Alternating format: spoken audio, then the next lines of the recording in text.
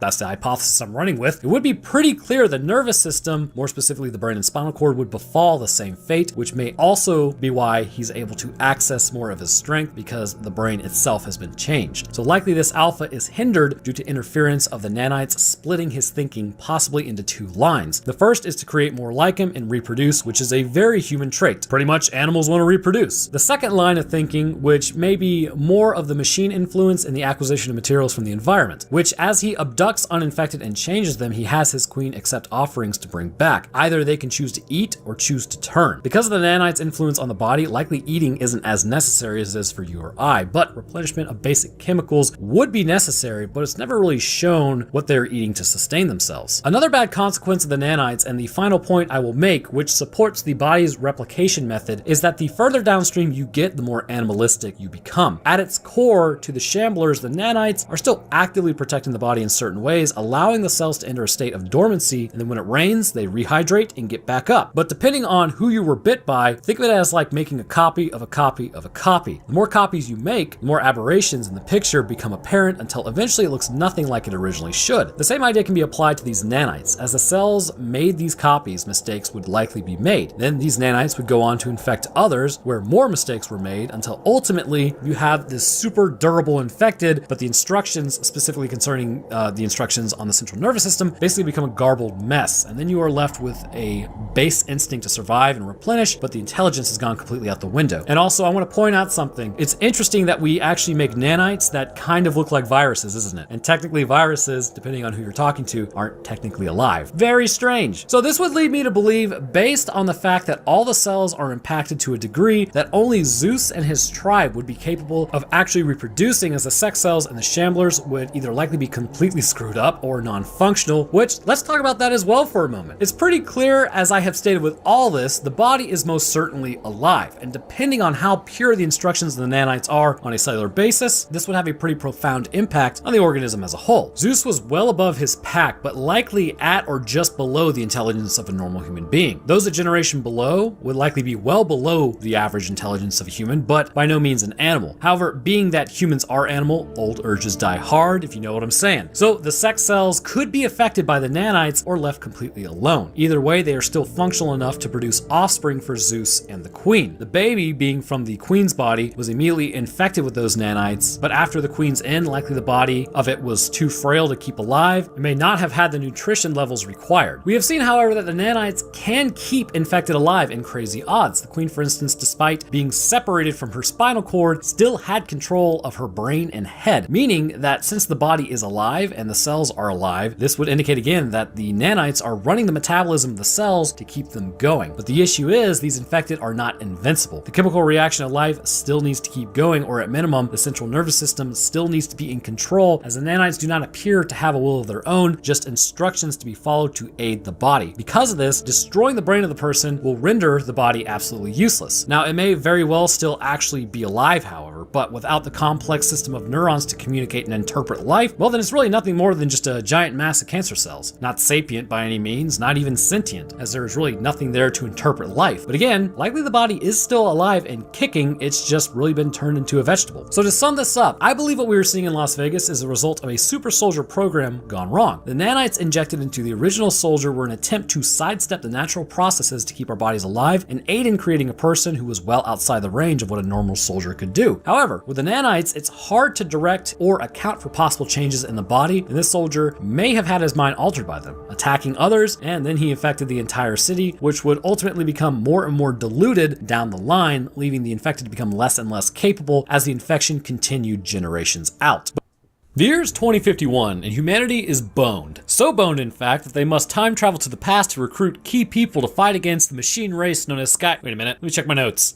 They must travel back in time to recruit key people to fight against the White Spikes by being dropped from the sky. There we go. So, in a mere 30 years, humanity would be brought to its knees by creatures that seemingly came from nowhere. Despite the valiant defense of Earth by the Homo sapiens race, the future population would dwindle down to a paltry 500,000 people left, with most animal life completely annihilated as well. A super predator that is considered to be an invasive species for a variety of reasons would touch down in Earth's ecosystem and eventually hatch and spread so quickly the entire planet would be knocked back on its heels and would never recover. Seeing the extinction level event, the future humans would riskily open a wormhole to get to the past to have their parents and grandparents aid them in the war for the future. If it sounds like this would be causing a lot of temporal time issues and conflicts, then man, prepare yourself. So in today's episode, we will be talking about what these creatures are, their abilities, what makes them successful as predators, and possibly where do they come from. And also, before we start, nobody's required to, but if you think you are subscribed and want to check, YouTube recently did a purge of a bunch of people from this channel, and I've seen it before where people with functional accounts just straight up get deleted off the channel for no reason. You know, who knows? Anyways, it's always a good time. But as per usual, up on screen or in the chapters, you will see timestamps. If you want to jump to the lore and morphology of the White Spikes, then you know where to go. I don't think I've ever been this early with a movie like ever, but it seemed pretty cool, so I figured, you know, why not cover it? After all, someone said that I was a mediocre movie review channel now apparently, so hey, let's do it. So let's get to why when what amounts to basically being space herpes invades your planet and you have the ability to go back in time, you actively search with all due diligence for where these things are coming from. We open up our story with Star-Lord falling from some purple clouds. Along with a ton of other people, he seems to be one of the only few that actually falls into a pool. Now, I'm no invasion coordinator, but I would have to say that drop had to be maybe a little too much drop in it. And as he gets out, it's apparent that something is roaring in the distance, but you can't hear it because these videos only ever have the sweet sultry sounds of my grating voice. Flashback to 28 years previous, and we meet Dan Forrester. Arriving home at a Christmas party, he's currently talking to recruiters about a possible lab job. As we get the standard dad working all the time, yet he has a loving family type of thing going on, we get some information that Star-Lord's dad is out of the picture. Really seeing a lot of parallels here. As Dan goes outside to finish up the interview, he is told that they are going with a different candidate, thus crushing his dreams of working in the lab. Although having been a scientist myself, I gotta be honest with you, scientists can be the whiniest bunch of bit as he sits down to watch a soccer game or football game because American football is football and not hand egg, wise fish.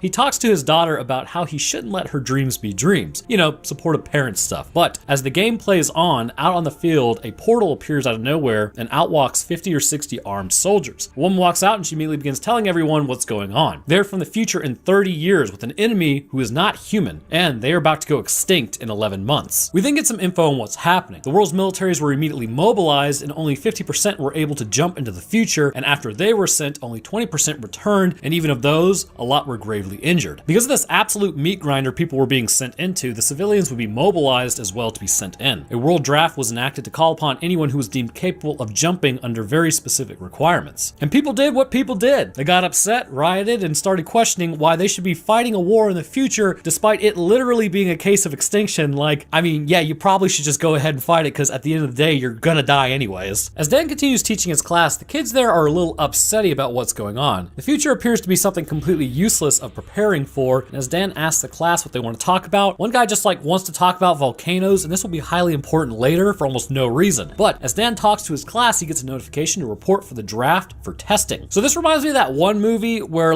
they had to melt down humans for genetic material to save an alien race, and despite the sacrifice of that person, the aliens just sort of acted like elitist turbo douches about it. That's the sort of thing that happens here. Getting drafted to fight a future war means you probably have some questions, right? But pretty much everything you ask is ignored by the soldiers testing you. They essentially tell Dan that he meets his end in 7 years anyways, but then won't tell him how. So he's selected to fight in the war. So here's a question for you. If only 500,000 people remain out of almost 8 billion that are on the planet now, why would only 50% be capable of jumping into the future? Star-Lord mentions later how it might be because you don't want to interact with yourself, but that would mean when Dan is sent into the future, 99.37% of humanity would be capable of jumping at this point to fight because they would already have been annihilated annihilated. But I guess that doesn't matter. But what does matter is that Dan's tour of duty will last 7 days. A biotracker is attached to his arm and it helps facilitate the jump, as well as it counts down to when he is going to be jumped back. Also, we are going for the North Korean factor on this jump. If you attempt to remove the device from your arm, your spouse or child of legal age will be sent in your place. Again, what even is this? Like, if it's predicated on not interacting with yourself, why would it be okay to send the spouse or child? Okay, yeah, whatever. As Dan goes to talk to his wife, she starts quoting how little people come back. She says that they need to run, but with a giant tracker on his arm, he's basically stuck. Dan goes and sees his old man at this point to get the tracker messed with, but sometimes you just gotta have a good old-fashioned argument with your dad. He gets into a tiff with him because his dad doesn't trust the government and thinks his son is trying to entrap him. Not important, but he does have a Bullitt Mustang, which we'll see later. And if you aren't sure what that is, it's the 1968 version with the 390 V8 Fastback painted Highland green. Excellent in most aspects, except it should have been a 1967. The ironic part, though, is his dad talks about financial issues, such as obtaining money, yet he has this thing which can sell upwards of $3.4 million, but I digress. Dan tells his old man to stop sending Christmas cards to his house, though. He doesn't get a second chance to fix things. Dan then goes home, talks to his wife, teaches his daughter how to dig a hole, and then he tells his daughter that he has to go on a business trip for about a week, and she deduces that he's been drafted. Then we get to the most screwed up process I've ever seen in my life. To save you the amp up talk, civilians get the most basic of training. And when I say basic, it's like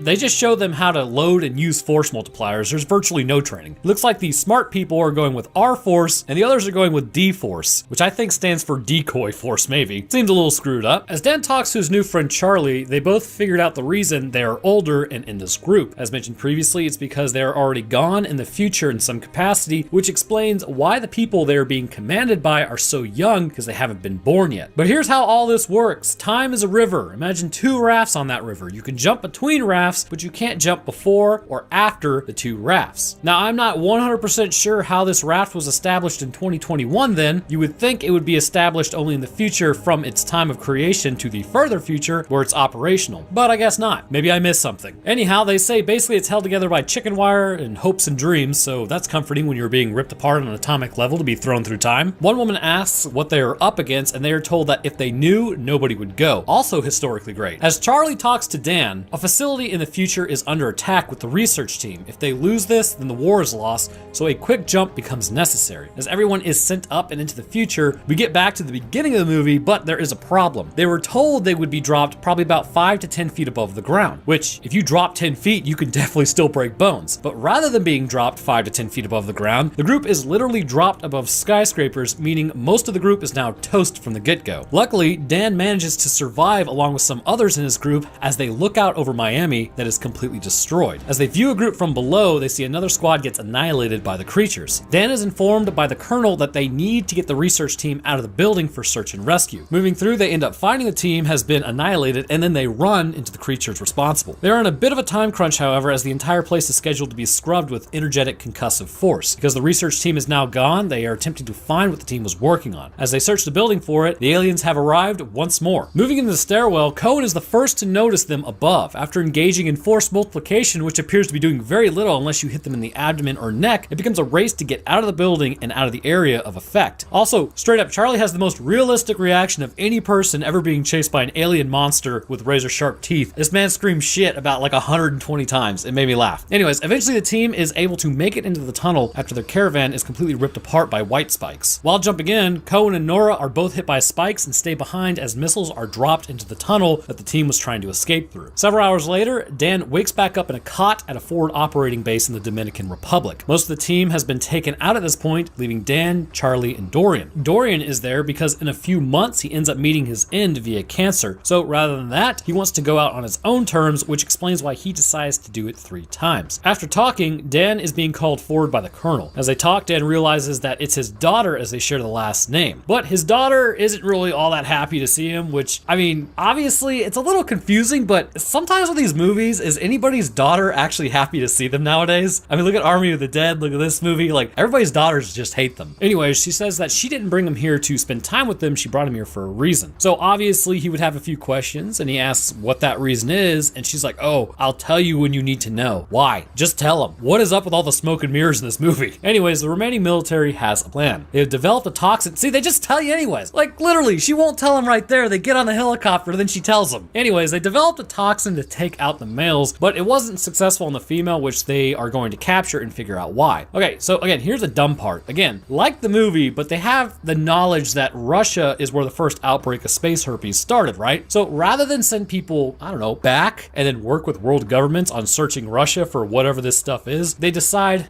screw it, just send people into the meat grinder. I mean, in this situation, what would you do? Maybe set up a freaking search team in a perimeter? What's the old saying? An ounce of prevention is worth a pound of cure. How is Russia not locked down in 2021 timeline and massive searches are being conducted? Essentially though, all it took was 3 years and humanity was completely overrun. So again, it would have been better for them to look. But Dan asks what happened to his family. And again, Murray is just super vague about everything. So at the female hive, the soldiers are attempting to bring this thing out, but it's not working. One dude gets completely bitten in half, which sucks, and Murray descends in to help while everyone is getting shreked. So this whole thing really seems ill-conceived. While they are down there and trying to subdue the female, more males arrive answering her calls. Before the female can eat Murray, Dan then jumps in to help, and they are finally able to subdue the female, getting her in the cage. Okay, so this cage has got like giant spaces that are basically just bars. This thing can still shoot spikes out of its appendages. What's stopping it from just shooting everybody that captured it? Regardless, as the males arrive, they manage to extract the female as Dan and Murray get in a Humvee and then throw deuces as heroic music plays. How these things don't follow them is beyond me. They get to the beach where she pops a flare, which again, how does that not attract their attention? So now let me give you a synopsis of this, like this whole family thing. Murray is being super vague, but finally tells Dan that he left them, big sad boy hours, and everyone shares and cares, and Murray then tells Dan he meets his end in a car accident. Like, again, I get it. People go through changes in life, and life is tough, but I'm just saying, Dan doesn't really strike me as the bailout of the family type, and then he just does. Okay, so now we are in the Bahamas, and a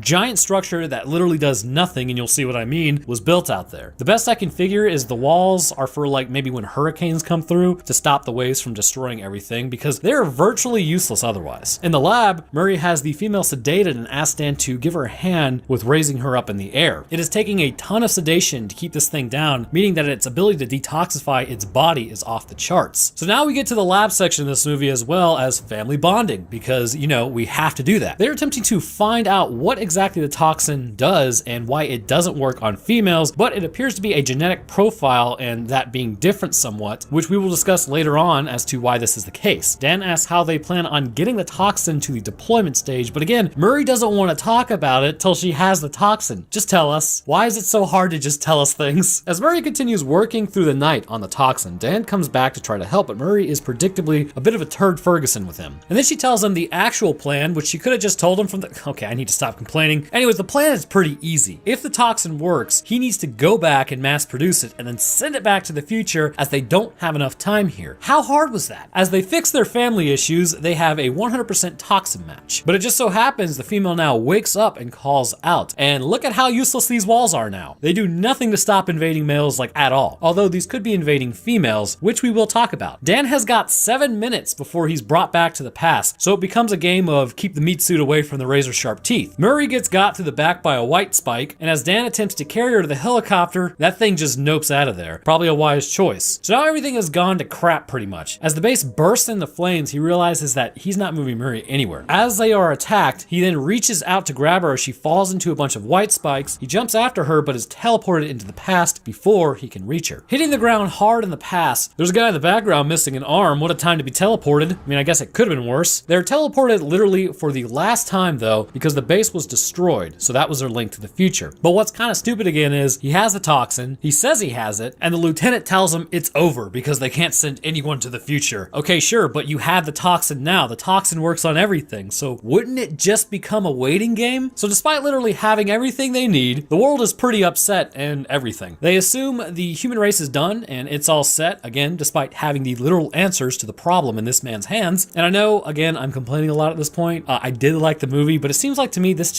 isn't normal logical thought. Dan tells his wife about his daughter in the future, so get this, they figure out the issue that literally nobody else could figure out. And like, they literally do it whispering to each other for a minute. The year is 2048 when the first attack happens in northern Russia. Betty asks, what if there's a whole fleet waiting for them when they get off their ships? To which Dan says there was nothing. Nothing was ever found. So she asks, what if we're looking in the wrong year? I mean, gee, you think? Dan goes and visits Dorian at the bar and says that he needs the claw. They then visit Charlie to analyze the claw, and he figures out that there is volcanic ash from the claw, which may be from China or Korea, which you aren't going to believe this. this brings us back to that one kid who knows everything there is to know about volcanoes, and he cracks the code wide open as to where these things are. Armed with this information, they figure out the creatures have always been there, and it's global warming that released them. That's why it took so long, as they dug up, not down, and were released. The group approaches the federal government, or really just this nondescript federal dude, who then tells them no, he's not sending them to Russia to literally stop what causes the human extinction event. So Dan is forced to ask help from his dad. Dan's dad just happens to have, I think this is a B-52 Stratofortress, but I'm not 100% certain. Again, where's this man getting all this money from? But in the frigid Arctic Circle of the country, as they make their way through, they eventually encounter electrical disturbances, finding the source of the human extinction in a day. I mean, in a day. They see a giant crater in the distance and know that's where the creatures are. Moving through an ice cave, eventually they gain access into a ship confirming that these are indeed alien and not some ancient form of Earth life. Dan brings up that they have the proof they need and that they could leave now. But if they do leave, really the UN's just gonna argue with itself and everybody's gonna go extinct anyways. But he says that if they go in, really,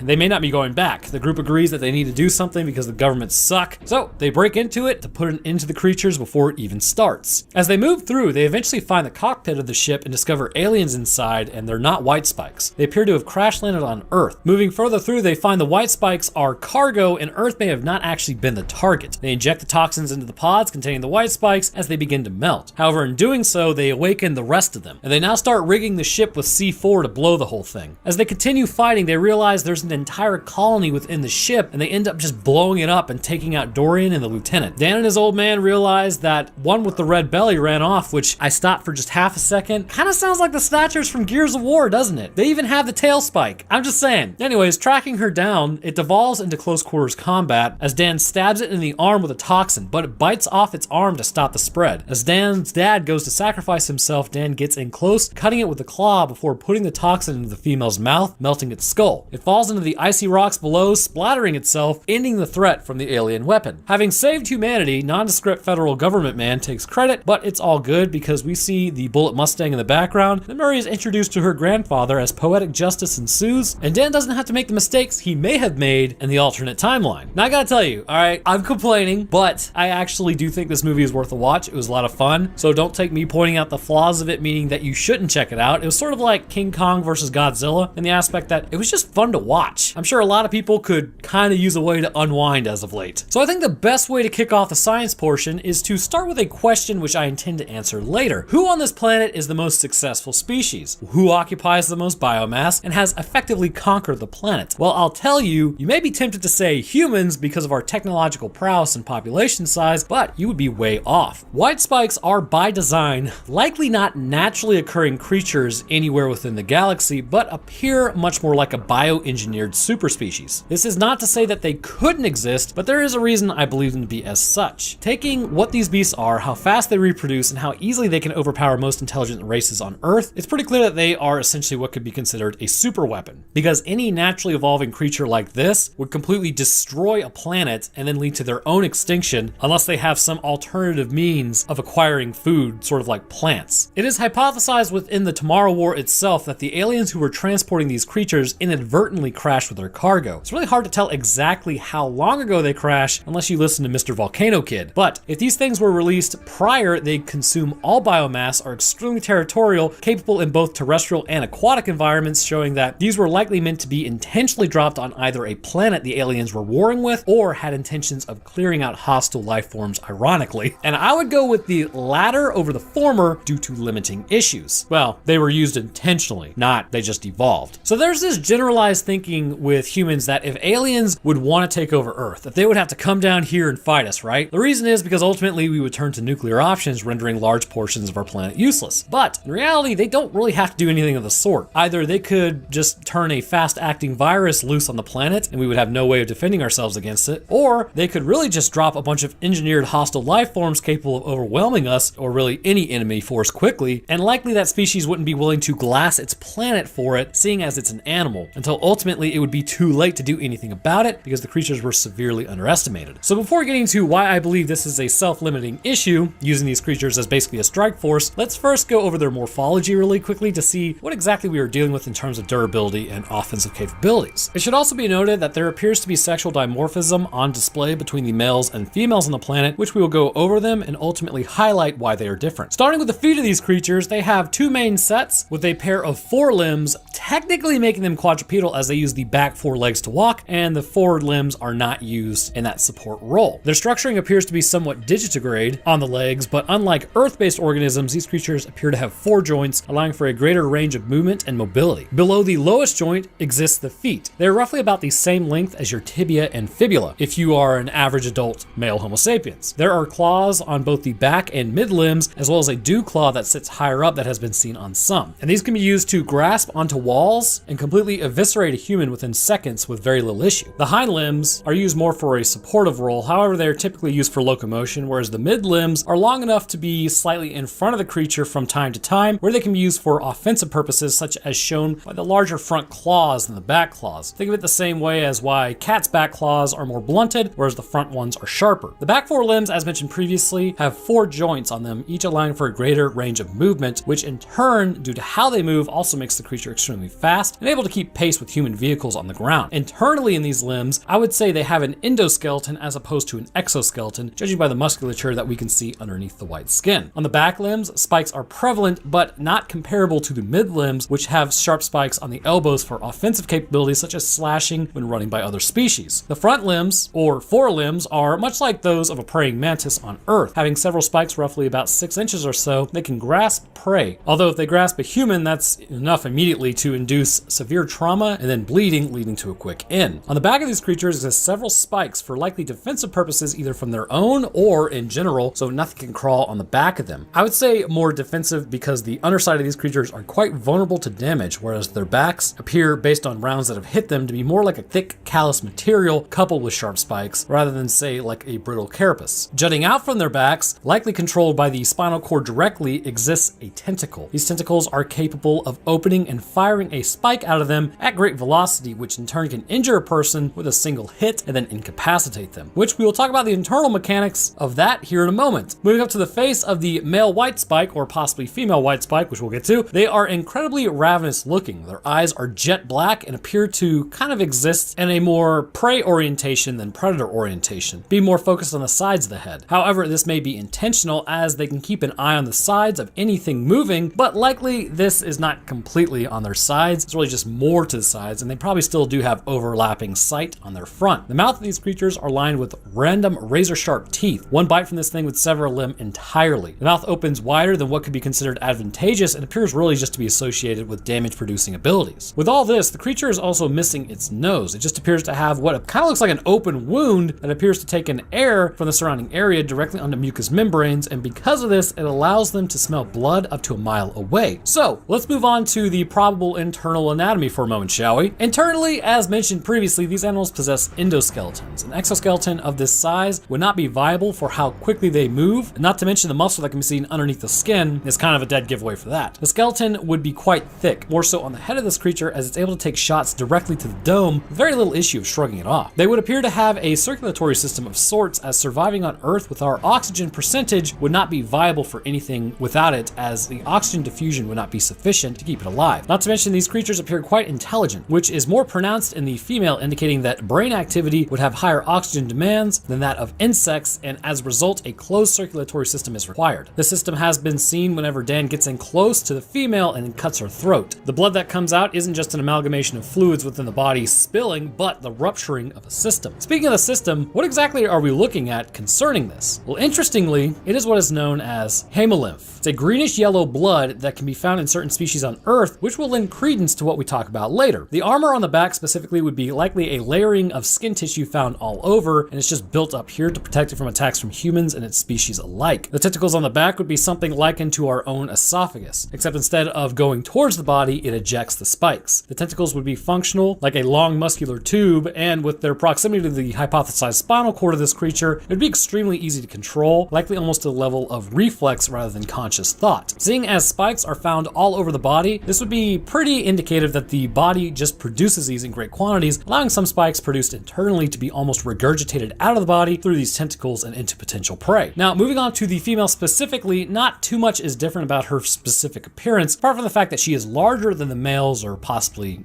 sterile females, and more powerful powerful, able to bite a human in half with little to no issue and also double the size of the males and other females. It would appear that this is the matriarch. Covered in a thick armoring as well, this allows her to withstand even more damage than her male counterparts can, and she far outstrips the intelligence which we have seen exhibited amongst the drones, as she almost seemingly understands what is happening when she is abducted basically, and then seeks out revenge on Dan and Muri for entrapping her. Concerning hunting, these creatures are social hunters. They group up much like you would see in a pack of wolves and run down prey. They can communicate to one another by screeching with what appears to be orders given to move around certain obstacles and barriers. They also know how to flank prey much like wolves would, and then push it into a trap. Again, this gives credence to their intellect. But okay, now it's time to talk about the elephant in the room on these creatures. Why are they here and what they may be related to? So again, I'll ask, who is the most successful species on this planet? Well, it's ants. Ants have an insane amount of biomass, hunt over large areas, exist on every continent except Antarctica, and have been around for an extremely long time, much longer than humans. If aliens were to come down right now and judge who was the most successful of all the species on this planet, it would be ants by a country mile, which is exactly why I believe what happened in this movie is just that. I don't think it's a coincidence that the aliens just happened to crash land on Earth. I think they were leaving Earth and they had issues and then crashed back down to the planet. Taking into consideration of how these creatures look, operate, and the value offered by naturally occurring life on our planet, I believe it was a mission to bioengineer a super successful hunting weapon that was limiting in the way it could produce and reproduce, and that it could conquer a planet quickly. And if you left it alone for long enough, it would ultimately die out over the long term, allowing for the original species that engineered it to return back to that planet sometime later with no resistance. So what I think these things are simply ants from Earth bioengineered potentially with other species, or maybe even other species on this planet. Now, this could have been to wipe out all life on Earth, or it could have been completely unintentional. We won't really know until Tomorrow War 2 Ant Boogaloo. But for now, let me explain why I believe this is, all the indicators are really there if you look. First, ants too have 6 legs. Now this isn't literally the top indicator, but it shows that there may be some relation genetically between ants and white spikes. Ants possess 4 limbs that connect to the back portion of their bodies with a pair of 4 limbs at the front, and they can be used to kind of grab what they want to and then bring it to their mandibles. Now clearly the white spikes do not have mandibles and instead have razor sharp teeth, which again, bioengineering appears to have been combined with them along with other creatures in order to produce this. Another physiological trait that points to me thinking that they are ants are the armoring on their backs. Certain varieties of ants have been known to have a layer of armoring specifically on their backs that when engaging in battle with other ants or insects protects them from being injured and losing the fight. So internally, did you know that ants actually have a form of blood? And you'll never believe what color it is. Greenish yellow. Much like when the matriarch gets her throat cut and it begins spilling out the contents of her circulatory system, the coloring matches almost exactly what ants have in their body as well, which is why I specifically mentioned the hemolymph. Now again, whereas ants have an open system, this species would likely have a closed circulatory system, which is intentional because this allows them to exist at the size they are and properly move oxygen around their bodies, whereas ants that size would quickly suffocate under its own size. Again, bioengineering. Another pretty good indicator as to why these creatures may be ants is how they can track pheromones and their ability to smell blood up to a mile away. When the queen was captured, humanity was not only dumb for leaving spacing in the cage when she can literally fire spikes out of her tail, but it should have also been airtight. I'm not surprised that the white spikes were able to find the human base out in the middle of the Bahamas because of the pheromone trail that she was likely leaving behind. When ants seek out food, they will leave this trail for others to follow and for them to follow back. They are highly successful at picking up this trail when lost, and should they find food, a huge portion of the colony will then follow that trail and subdue whatever food is there and bring it back. The white spikes were simply able to follow her scent as she was carried over the ocean, and considering they are highly successful in aquatic environments, this led to humanity being wiped off the map in that timeline, save for a few stragglers elsewhere. This ability to track the queen and her pheromones is only compounded by the sense of smell these creatures seem to possess, which, looking at ants again, the chemoreceptors allows them to venture out as far as 100 to 200 meters away from a colony to find food. Now, taking into account how small an ant is, that's a massive distance for food. Extrapolate that to the size of a white spike and you will see they should be able to smell blood and pheromones really far away. But the strongest reasoning I have is how their society works and why this would be advantageous to the aliens to create these creatures intentionally for the conquering of planets. We know the white spikes have a single queen, and not just a single queen, but it would appear that the rest are either drones or they are females, but they are not the queen, so that being the case, their eggs are not fertilized. But that's just it. The entire colony appears to have come from just one colony, indicating that likely a colony of ants were captured on Earth and then changed into what we see. So the thing about a single colony is there's really only one that can reproduce in terms of colony continuation, which will be critical later. Ants owe this evolutionary pathway to something known as haplodiploidy. This also explains why the toxin that appears to work on the males, which are the drones, might not in turn work on her, which may also indicate that there may really be no females apart from the queen. But that would require us to actually check. Now, in ant colonies, most of the ants you see are female, and the drones are the ones who reproduce with the queen, but it is still possible, consider this is bioengineered, that we see just drones. Haplodiploidy is at its most basic core a way for the queen to produce the viable young and pass along genes for said young through meiosis, which is a recombination of genes which produces genetic variability. Sounds kind of complex, but really it's not so bad. So the queen is diploid, which means she actually has two sets of genes, like how humans are diploid because the mothers donate half their genes and the father donated half of his. Two haploids come together to form a diploid organism. Now, when an animal undergoes meiosis, this results in a recombination of genes, ensuring that, say, like some random disease can't come through and completely annihilate the entire population, because there will be somebody who quite literally is just built different. This is how life evolves over time as these random recombinations are successful and they are passed down, and then those changes go on and so forth. Now, the queen is diploid, meaning let's say that she produces 4 sets of eggs per laying cycle. Due to meiosis, those eggs are now haploid and need to be fertilized by a male with haploid sperm. However, it's not necessary for the eggs to be fertilized to produce viable young. All haploid drones are just big simps for the queen and basically just workers and then donating their genes. These sperm are reproduced by mitosis, meaning that they have the same exact genetic coding that the donor has. There is no recombination unless there's a replication issue, and this means that there is no difference in ants between their sperm cells and their regular cells. And this would make diseases quite successful in affecting them and their offspring if there was no genetic variability. Now, the queen's haploid eggs will be fertilized by drone's haploid sperm, which, with the addition of royal jelly, produces a diploid queen once more, continuing the process. The other 3 eggs, however, if not subjected to royal jelly, will become something else. The eggs that were fertilized in the absence of this jelly will become diploid workers, capable of producing ants that can lay eggs. However, even with this, remember, they undergo meiosis when producing eggs. So those eggs that the non-queen produce will not be fertilized by the males, and as a result, all her eggs will become haploid workers, who will go on to only fertilize the queen's eggs. Because any diploid female that creates only haploid eggs, those will become haploid males. This is why other female groups are not able to produce offspring successfully, and ultimately their line, or at least their diploid line, will die out as only the queen has the ability to attract the drones to fertilize the eggs properly. This limiting technique is important, but ultimately what it does is control how many queens come about in the colony. Otherwise, the entire thing would fall apart and infighting would erupt if the colony was to allow this, and this would lead to its own downfall. Haplodiploidy is the entire reason I believe ants were chosen as the species to be bioengineered to take over the planets. With this system set up, if you took a queen and her colony, made them larger, more aggressive, and with longer lifespans, considering it only took 3 years for humanity to be overwhelmed, you could change the genetics enough so that royal jelly would not be produced, and because of this, another queen would never be born. Without a queen not being born, you would still have the male drones fertilizing the eggs of the queen to produce more haploid drones, but another queen to continue the colony would never arise. Instead, you would have a fast-producing army of males under a single queen's orders that occasionally a diploid worker would be born, lay her eggs, which in turn would produce more male workers, but never any more queens. Over time, eventually the queen would die of some event, whether that be old age or dumb luck. She's an animal and isn't perfect. The horde of creatures would live on for some time after the death of their queen, but without a way to reproduce, eventually their lifespans would be lived out, or food would become so scarce they starved to death. Because of this, the aliens could return sometime later to a planet completely picked clean of life and build it the way they want, with literally no resistance or threat from the locals, as everyone has been eaten, even the local fauna, such as with the horses running from the white spikes that we have seen. And my final point that indicates this is haplodiploidy that we are witnessing is the toxin and its ability to work on the colony. colony. The males themselves genetically aren't very different from one another, but it may also be a process of lacking genetic coding that allows them to be resistant to diseases based on immunological functioning and genetic orders as indicated by the DNA. When you have something that's haploid, it may have all the necessary coding to survive, at least with insects, but there may be a critical problem if the gene is damaged or it just simply never existed in the first place. Take for instance color blindness in humans. It's more prevalent in males than females, and the reason is it's found on sex chromosomes, specifically the X chromosomes. Because males have XY and females have XX, when the gene on the X chromosome from say father is passed down, the mother may have a normal functioning gene on the X chromosome that she passed down. So the daughter having XX chromosome, one being the mutated gene and the other being the normal variant, means that her vision would be normal and no color blindness would happen. With males, however, if the X chromosome passed down has the mutated version, in this case from the mother, the Y chromosome will not have a copy of the functional gene, which means that color blindness will be present in that male. And this is why color blindness is present in males more often than females, because of the simple chance that likely a female won't have the mutated gene on both X chromosomes, whereas it's more likely for a male to have it on one of the X chromosomes that he has, because he only has one. Now, the same thing can be applied to the white spikes. It's apparent that this toxin causes the creature to melt down on males,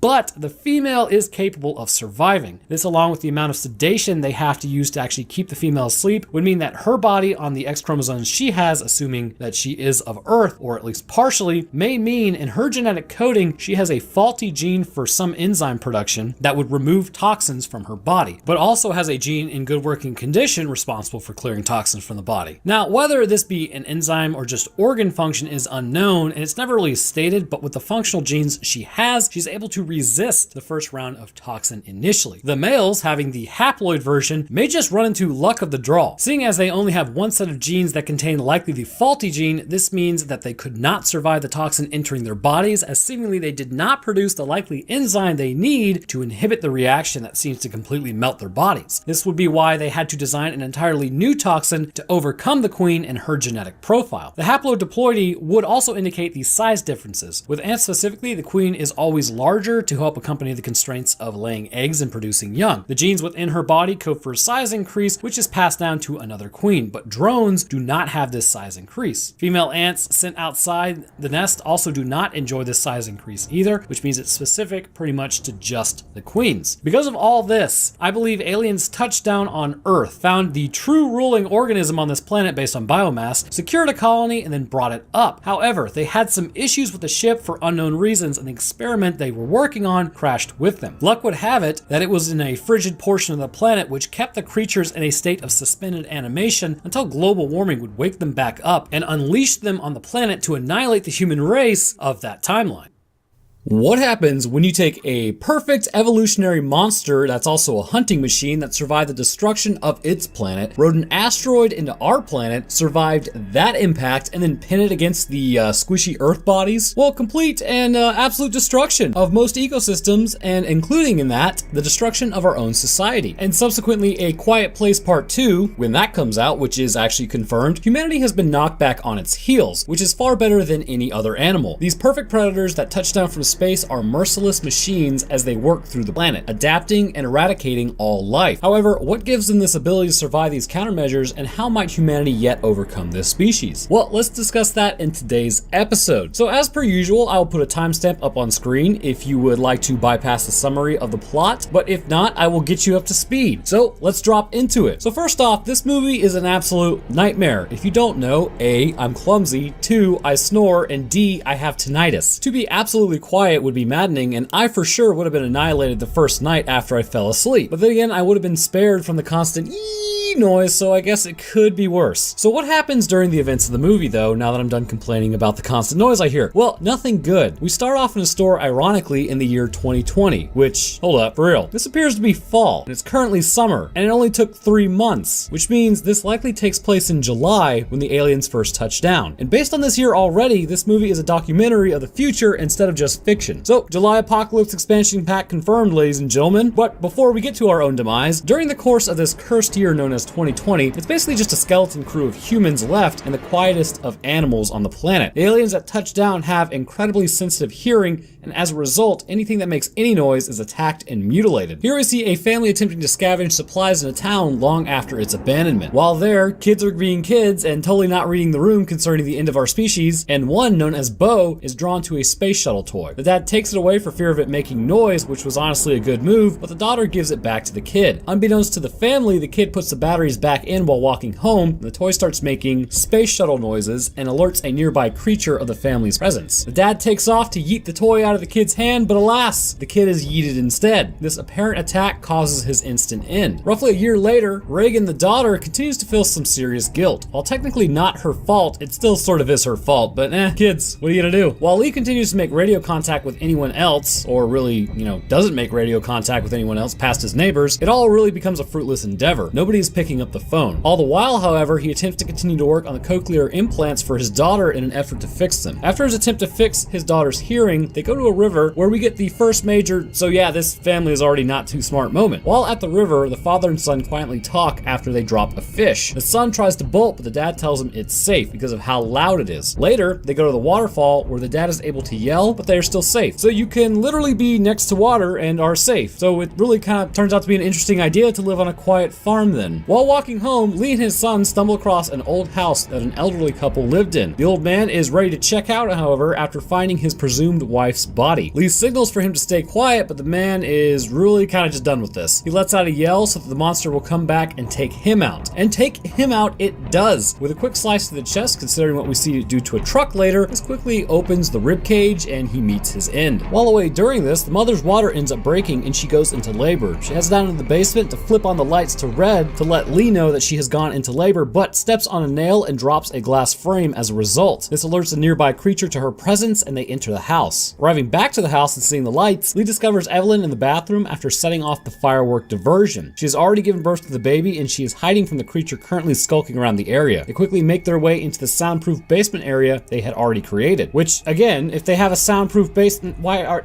Okay, anyways. Promising that he will actually go and protect the kids, Lee takes off to look for them and Evelyn falls asleep in the basement. Shortly after, however, she wakes up to discover it has been flooded and the creature has already found its way in. So then the kids almost die in a grain silo, which is a real thing if you didn't know. If you go into a grain silo, you sink. So don't ever do that. But interestingly, this is where we see another trait of this creature. As Reagan's cochlear implants let out a high-pitched frequency, it appears to injure the alien and cause it great discomfort. However, the reaction is not by chance. The aliens apparently have the ability to affect electrical activity in the area by an unknown means, but it could be by known means to me, so we'll cover that in a minute. At this point, the creature returns and attacks and wounds Lee. Marcus and Reagan hide in the truck, but after seeing his father wounded, Marcus shouts. This causes the creature to begin ripping apart the truck. Lee signals to the kids that, bro, it's cool now, but I gotta meet my end because, total dad move. I guess kids really will be the death of you. He yells and draws the monster away, which then attacks and ends him. With only the kids and mom left, they retreat down into the basement where the creature returns. At this point, Reagan has realized that the implant weakens the creature or at minimum has some effect on it. She switches on her device and the creature has become painfully disorientated. Realizing that this is actually what's causing it, she then puts it up to a speaker and amplifies it. And this causes the face to open up, exposing the soft, fleshy, gooey goodness that's known as the inside of its head. Evelyn takes it out with a boomstick, and upon doing so, two creatures hear the noise, which is to be expected considering they can hear from miles away. So the family arms itself with a newfound way to actually fight back. So now that we are all caught up, what a wild ride. This movie is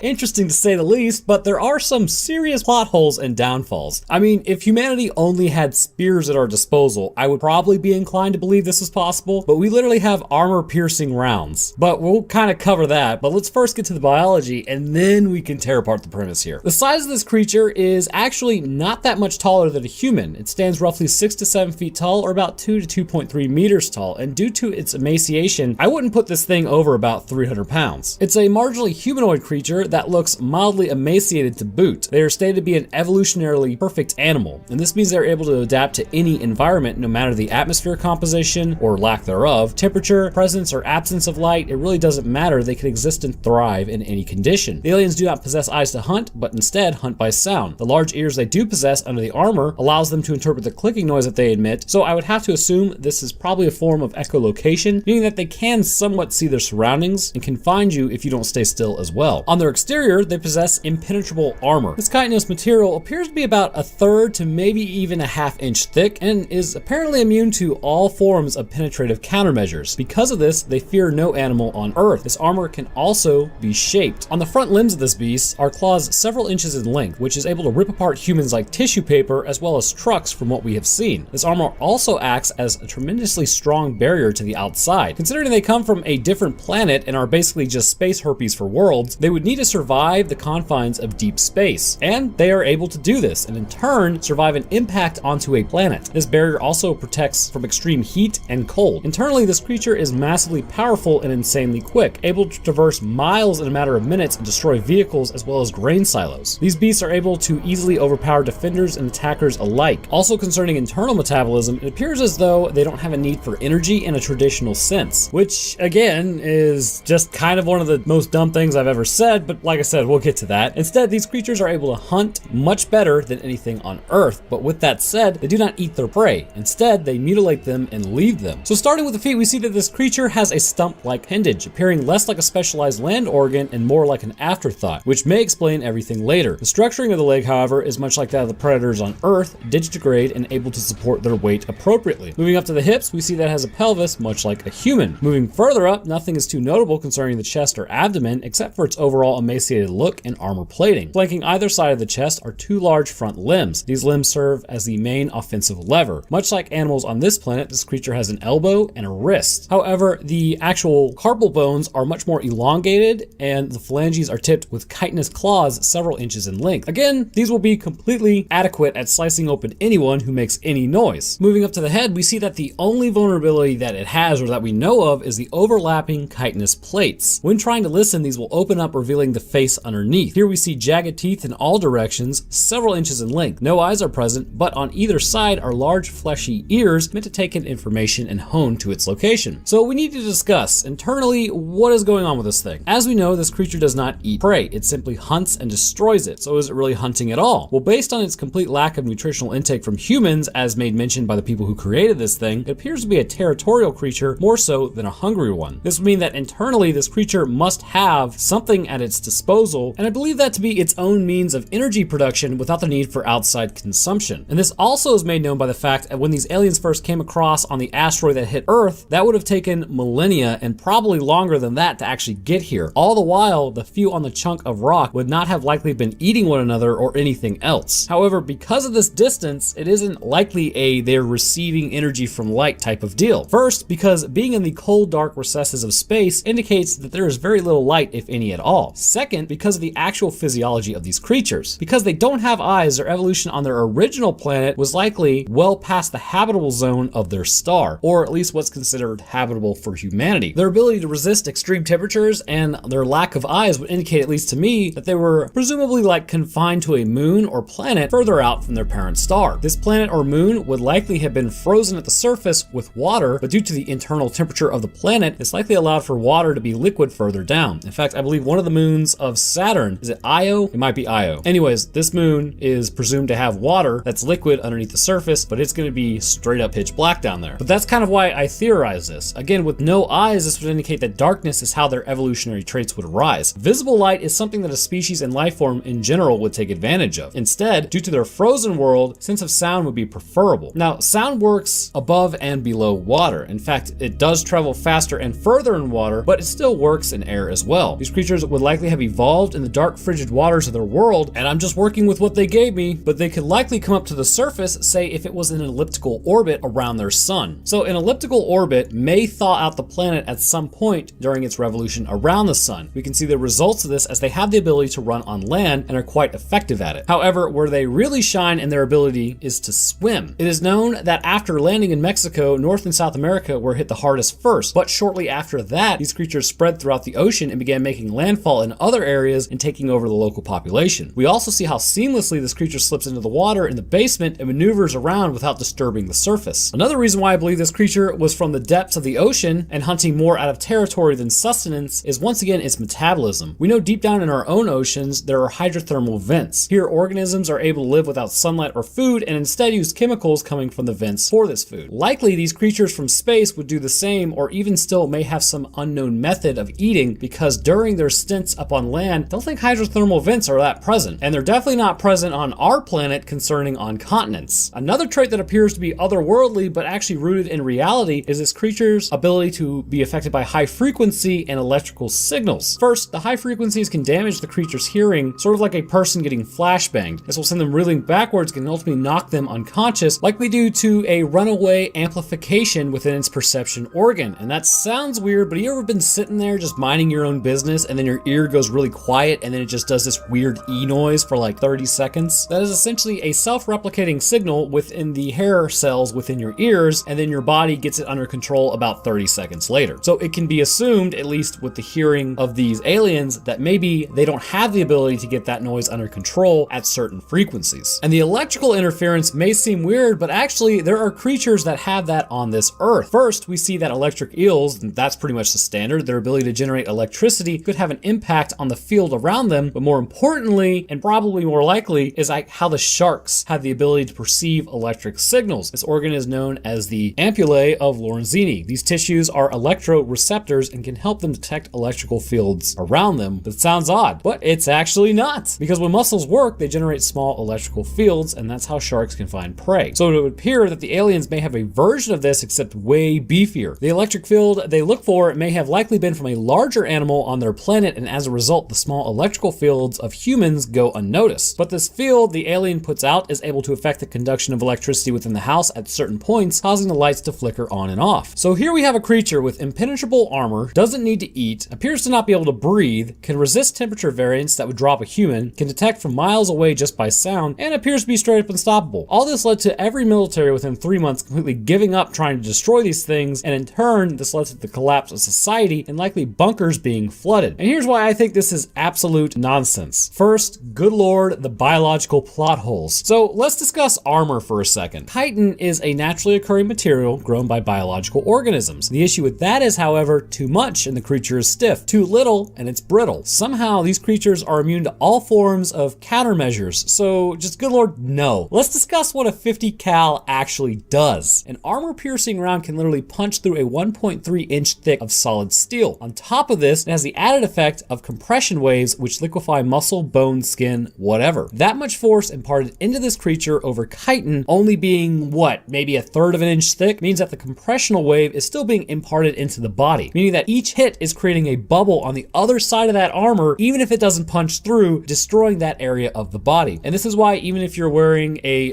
like if you're a cop, right, and you're wearing like a resistant vest, you still get bruises on the other side because that energy is still hitting. So there's the first issue. Countermeasures would absolutely work. Second, I'm just spitballing here, but what about a freaking tank? You're telling me that a tank round, a thing literally designed to destroy armor and pierce it, can't punch through chitin? Spent uranium, as far as I know, is one of the strongest armors that I think humanity knows of so far. Could be stronger now. It's been a couple years. So unless this creature is quite literally packing armor made outside of the knowledge of the periodic table, which seems unlikely, then a tank round would punch through these things with ease. Not to mention, it's a tank. Drive over it, spin the tracks, mincemeat. And these things, yeah, they're powerful, but they're not getting in a tank. Or hey, even third option, why would you not place a boombox out in the open or hover a drone and then like literally attract every creature within a few mile radius and then just detonate something you know for sure has the compressional wave to liquefy past armor? Look, all I'm saying is I don't care if it's an alien or a perfect evolutionary machine. At the end of the day, its body, just like ours, is nothing but a chemical reaction that needs to remain ongoing for survival. If this wasn't the case, then being shot in the face from the mother at the end would have done nothing because its body would remain functional. But it destroyed it, which means it must play by the rules of life, and no biological creature is going to resist everything and more than what the literal military can throw at it. I remember watching this in theaters and thinking, why didn't they just sort of like just make this thing a god? Because this creature has a glaring weakness to it. If it can be taken out by one shot and yet it's able to resist everything just because it folds in its face, like no. So this is an invasive species. Eradication from Earth is likely not possible based on its ability to hunt in the oceans, but safe zones could nevertheless be created quite easily, and unless we were fighting this thing with swords and axes, technology trumps nature in most respects. But I also want to talk about this creature in general. I don't get it. Everything about its evolution and ability doesn't make any sense from an understood science perspective. If a creature doesn't need to eat, why have teeth? Defense, right? Well, its defenses are basically impenetrable, so again, why have teeth? Territory, right? Well, if it's defending territory, why do they seem to move on both land and water? Surely their food source is likely in one location over the other. But then if they don't need to eat, there's no point in keeping territory. And if you don't need to hunt, why are the organs so fine-tuned for literal hunting? The argument can be made that maybe maybe this creature doesn't find humans edible, but it's stated that they only possess animal intelligence, so still, when they take out another animal, surely they would chow down, but they don't. But there is something known in nature as the good enough feature. A way to think about this is why in the name of all that is holy are human breathing tubes connected to the food tube, which means we can choke. Well, it's because nature deemed it good enough. These creatures don't appear to fall in this category as good enough. It almost appears as though these traits were handpicked and bred by something else, because all of this coming together appears way more plotted and planned than by random chance. Because is anybody really going to sit here and tell me all of these factors with it were designed by nature? Because this is way too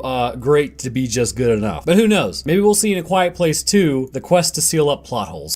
During the events of the Crappening, or the Happening if you prefer, the planets are finally ready to take back the surface of the planet. Humanity has had it too good for too long apparently, and because of our massive expansion across the surface of this world, it has led us to have some less than ideal encounters with the native flora and their subsequent response, which actually sort of makes sense. When a species is threatened on a large scale, usually adaptations will arise to protect that species from the aggressor. We have seen this with the bacteria being attacked by viruses and developing CRISPR. We see it with fungus attacking bacteria, to which the bacteria will develop antibiotic resistances, because I guess everybody just likes ganging up on bacteria. But we've also seen it with humans being attacked by wolves, to which we annihilated almost the entire species before realizing that they were kind of a part of a complex food web and were quite necessary. Life itself is nothing more than a reaction to other forms of life and changes in the environment. Considering we use trees to build houses, clear cut them in droves to make usable land, and in general just burn them up for firewood, it's not like trees really have an understanding of what they're being used for, but with their mass interaction with humanity, eventually a biological defense would be formed to keep us away from them by taking us out. Which, if you want to know something that's actually interesting, chili peppers' chemical burning sensation is supposed to stop us from eating them, but it doesn't. Caffeine is poisonous to a lot of animals, and the coffee bean, but we drink it anyhow. Humans are just kind of weird. But in The Happening, humans are the primary target for a mysterious biological concoction that overrides our self-preservation instincts and forces us to take ourselves out. So in today's episode, we will talk about what this chemical is, how it affects our brains, and how plausible it may be, because there's actually something inside of us, a rather interesting phenomenon, that we really don't understand all that well today, which this may be co-opting. All right, let's get to it. But first, this episode is sponsored by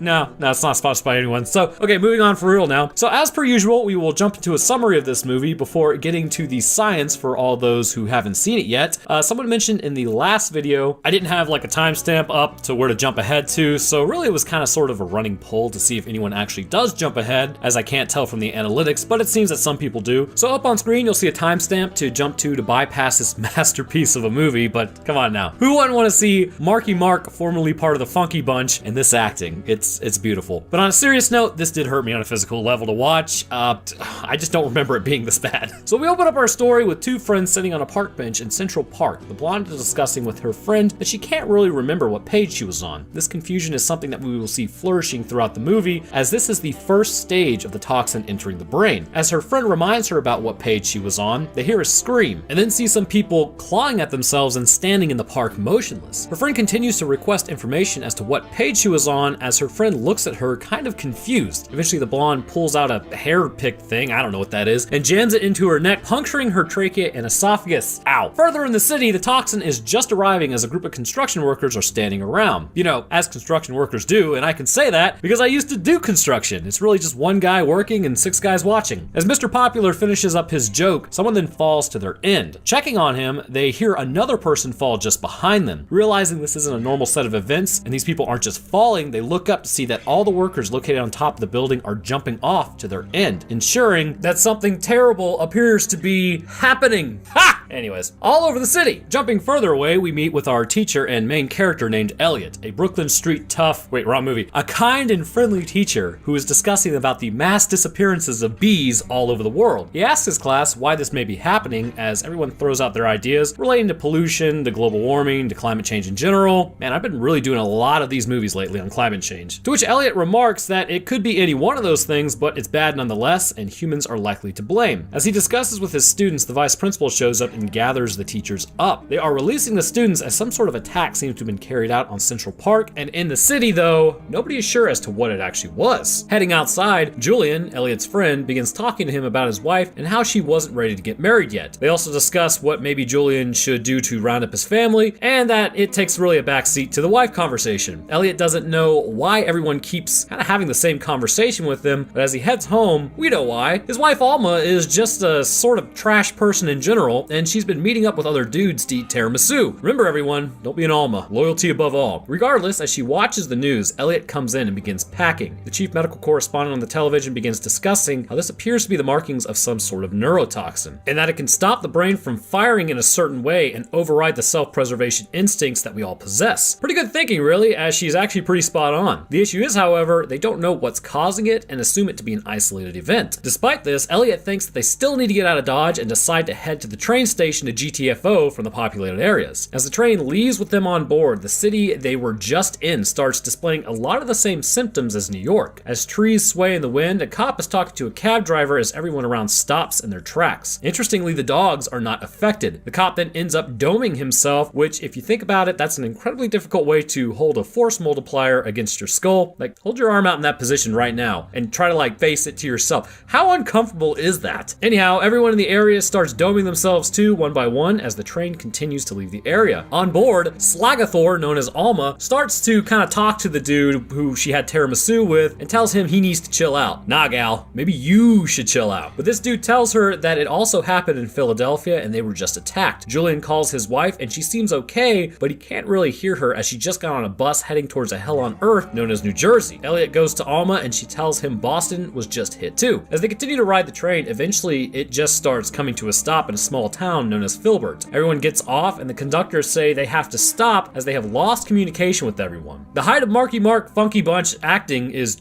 right here, by the way, and the dialogue doesn't even match the event, and it was amazing. So things aren't looking so good as you might imagine, and everyone heads into the diner to discuss what they should do. Eventually, a woman receives a video of a zoo attendant jumping into a lion's cage that was only about 90 miles from there. Then the TV broadcast comes on, and the new running theory is this isn't a coordinated event, but something else entirely. After mentioning its proximity, everyone then nopes out hardcore. Elliot tries to get a ride for his group, but before he's able to, Julian then approaches him saying that he needs to go make sure his wife is okay. He asks him and Alma, the power couple, to take his daughter and watch after her should anything happen to him. He jumps in a Jeep and then takes off to New Jersey, which, this thing is hitting cities. Why would you go to New Jersey? Anyhow, another man who owns a plant nursery agrees to take Elliot's group, but first he needs to stop off and get something from his house. When they arrive, man, this dude lives like really close to a nuclear power plant, but he decides to begin discussing how plants can feel humans by the way we talk and interact with them. If you talk to them kindly and calmly, it makes the plant feel better, which according to some studies may actually be somewhat true, but it's not 100% confirmed if this is the case. Anyhow, back at Julian's group, they round a corner and oh man, everyone is just hanging out. The woman starts to scream as then they try to close the vents to make sure no air is coming through the windows. This woman is literally in an enclosed car screaming, which I imagine is mega annoying. Like, yes, we all see them. So Julian comes up with a math puzzle to keep her focused. As he tells her about it, he looks up and sees that there is a hole in the roof, which my first instinct is, I don't know, maybe put like a shirt or something to close it off, but he sort of just looks at it like, dude. Anyways, so it's straight up letting in neurotoxin as the driver stops and then floors it into a tree, which sends him and the woman flying out through the windshield. Julian then exits the car, sits on the ground, and begins slicing his wrist with some sort of glass that he found, which likely leads to his end as well, because we don't ever see him again. Back at Elliot's group, they are faring a little better than Julian's. They drive down some back roads and eventually run into a soldier, which they assume they're now safe. Not sure how they arrived at this conclusion though. The soldier mentions how the base is seemingly infected as soldiers were in the barbed wire and taking themselves out left, right, and center. As they discuss where to go, others begin arriving and they decide that they need to group up. The soldier mentions how everyone needs to go to a safe area, which seems unaffected, and talks about how they should break up into two groups for what appears to be based on nothing. Those that are ready to go now and those that need to get stuff from their car are going to be the two groups. So they split up and then start walking in the groups, with Elliot's group being the smaller one. I wonder if that turn of luck will actually pay off. Oh, by the way, Elliot realizes Julian is toast, and so does his daughter, so congrats on that surprise adoption. Anyhow, as the group walks through a field, the larger group suddenly has half of it stop, with a woman screaming and the soldier yelling about his force multiplier, which likely means that something was drilled into his brain during basic and now is coming out for no reason. He begins walking backwards as the other half of the group realizes that the jig is up and everyone starts taking themselves out of the game. The smaller group that was lagging behind has this really weird moment. Like, they are all demanding Marky Mark tell them what to do, and I'm not really sure how he got thrusted into the leadership role, but it's quite literally like they don't know what to do at all. Elliot then comes to the conclusion that the group ahead is already gone as Alma screams about not being a bystander. Elliot then has an epiphany that it's the size of the group causing the plants to react. That's why it didn't really happen to them, but they need to stay ahead of the wind, which, by the way, look at this freaking wind. Never in my life have I seen wind react this way unless you're in like a tornado. Just kind of made me laugh how aggressively it's helping the plants. So at this point, Elliot and the smaller group decide that they need to split up even further so that they do not arouse the attention of the plants, and they go their separate ways. Elliot eventually finds a radio in a truck, and the radio mentions how it's probably some leak from the government facilities. Then Elliot sees a house in the distance, which the rest of the group sees it too, and they decide to go check it out. They raid this house for a map in an attempt to figure out where they should go and who's got the least amount of population, which I'm gonna be real with you, it looks like this town was already hit, so there should be like no one there. So why not stay in this house? Well, that'll come up later. And Elliot then talks to a plastic plant for a while, and they decide to bounce out to an even more isolated area. Eventually, Elliot does begin talking to the kid known as Josh and Jared, and he begins to discuss how the primordial bacteria has begun showing up all over and taking out fishermen, that in reality, the planet may be having some sort of defense against humanity. They decide to leave the house a little later on, which, okay, I guess it was a good idea, as two large groups arrive, which activates the almonds of the plants, and the toxin is released, and then some dude gets run over by a lawnmower. Then we see the most unrealistic thing possible in this movie. So currently, what I have found is like 2 bedrooms, needs renovations, and it's like $400,000.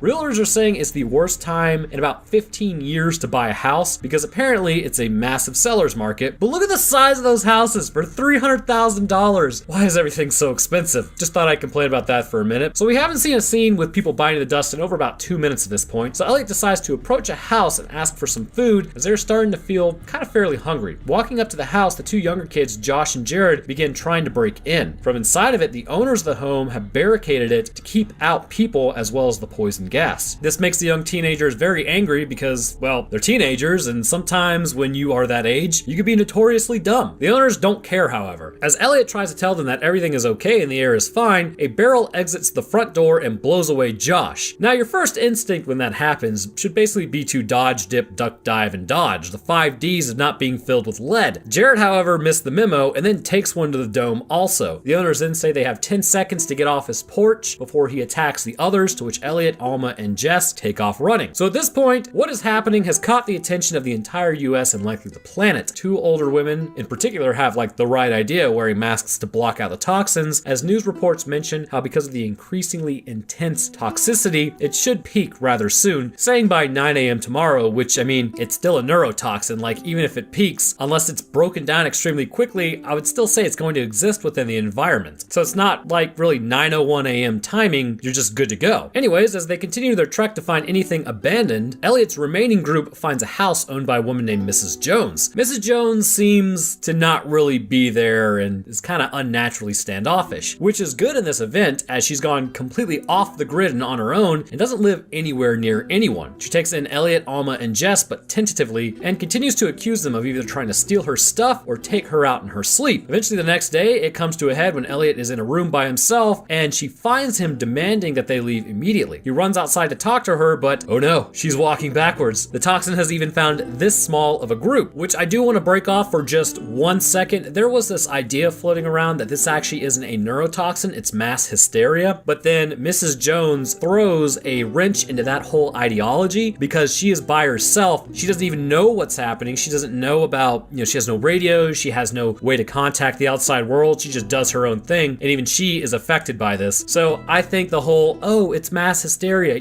the dancing fever of like 1886 or some crap like that. No, this is a neurotoxin. It has nothing to do with mass hysteria. Anyhow, Elliot runs inside as Mrs. Jones starts smashing her face against the walls of the house and eventually breaking the windows, allowing the toxin to get into the house. Seeing as he doesn't want to be bodied, Elliot locks himself in the back room and then covers up the cracks of the door. He hears Alma and Jess, who are out in the shed for some reason, and then begins talking to them through the pipe and telling them to close the doors and windows, which, judging by that that door, I'm gonna say the real miracle here is that they didn't just get infected in the shed. Elliot continues to talk to them, and as he does, he basically says screw it because he has no idea how long this is going to last, and he says he just wants to be with them. He heads outside to meet his fate, or so he thinks. He isn't immediately ended, and Alma and Jess come outside as well. They meet up and then go back into the house and decide to just wait a bit longer to see what happens. And this is where the whole ideology of like, oh, it's mass hysteria because they accept their fate and it didn't really happen comes into play, but it's total crap. Like, it doesn't make any sense. Like, there's a difference between like, oh, I'm gonna dance because the rest of the group is dancing, and then literally throwing yourself off a building because you see your friend do it. Like, it's absolutely neurotoxin. Anyhow, 3 months later, they're back in Philadelphia with everything appearing much more thinned out concerning population. Jess is getting ready for her first day of school, and Alma realizes that she's pregnant. Elliot walks Jess to the bus as a news report begins discussing how they may have just seen a warning from the plants and that it could happen again. The media, being the media, basically dribbles from its own mouth about how it's basically just hogwash because, you know, the journalists went to school for their medical degrees and know everything about diseases and outbreaks, and their opinions on matters should be held as law apparently, but the doctor who did go to medical school protests on how this could happen again, but we won't listen to him. And now it's Europe's time to play with the plants in France, and that rhymed just in time as two friends walk down a path in a park. One keeps repeating how he should drop his bike off after work as his friend looks around after hearing a scream and see, oh no, it's happening. So with that summary wrapped up and done, we have to wait about 2 seconds literally to screw with everyone who jumped ahead. So Matt, put a jump off point right here before I start talking, and 2 seconds of silence. Go.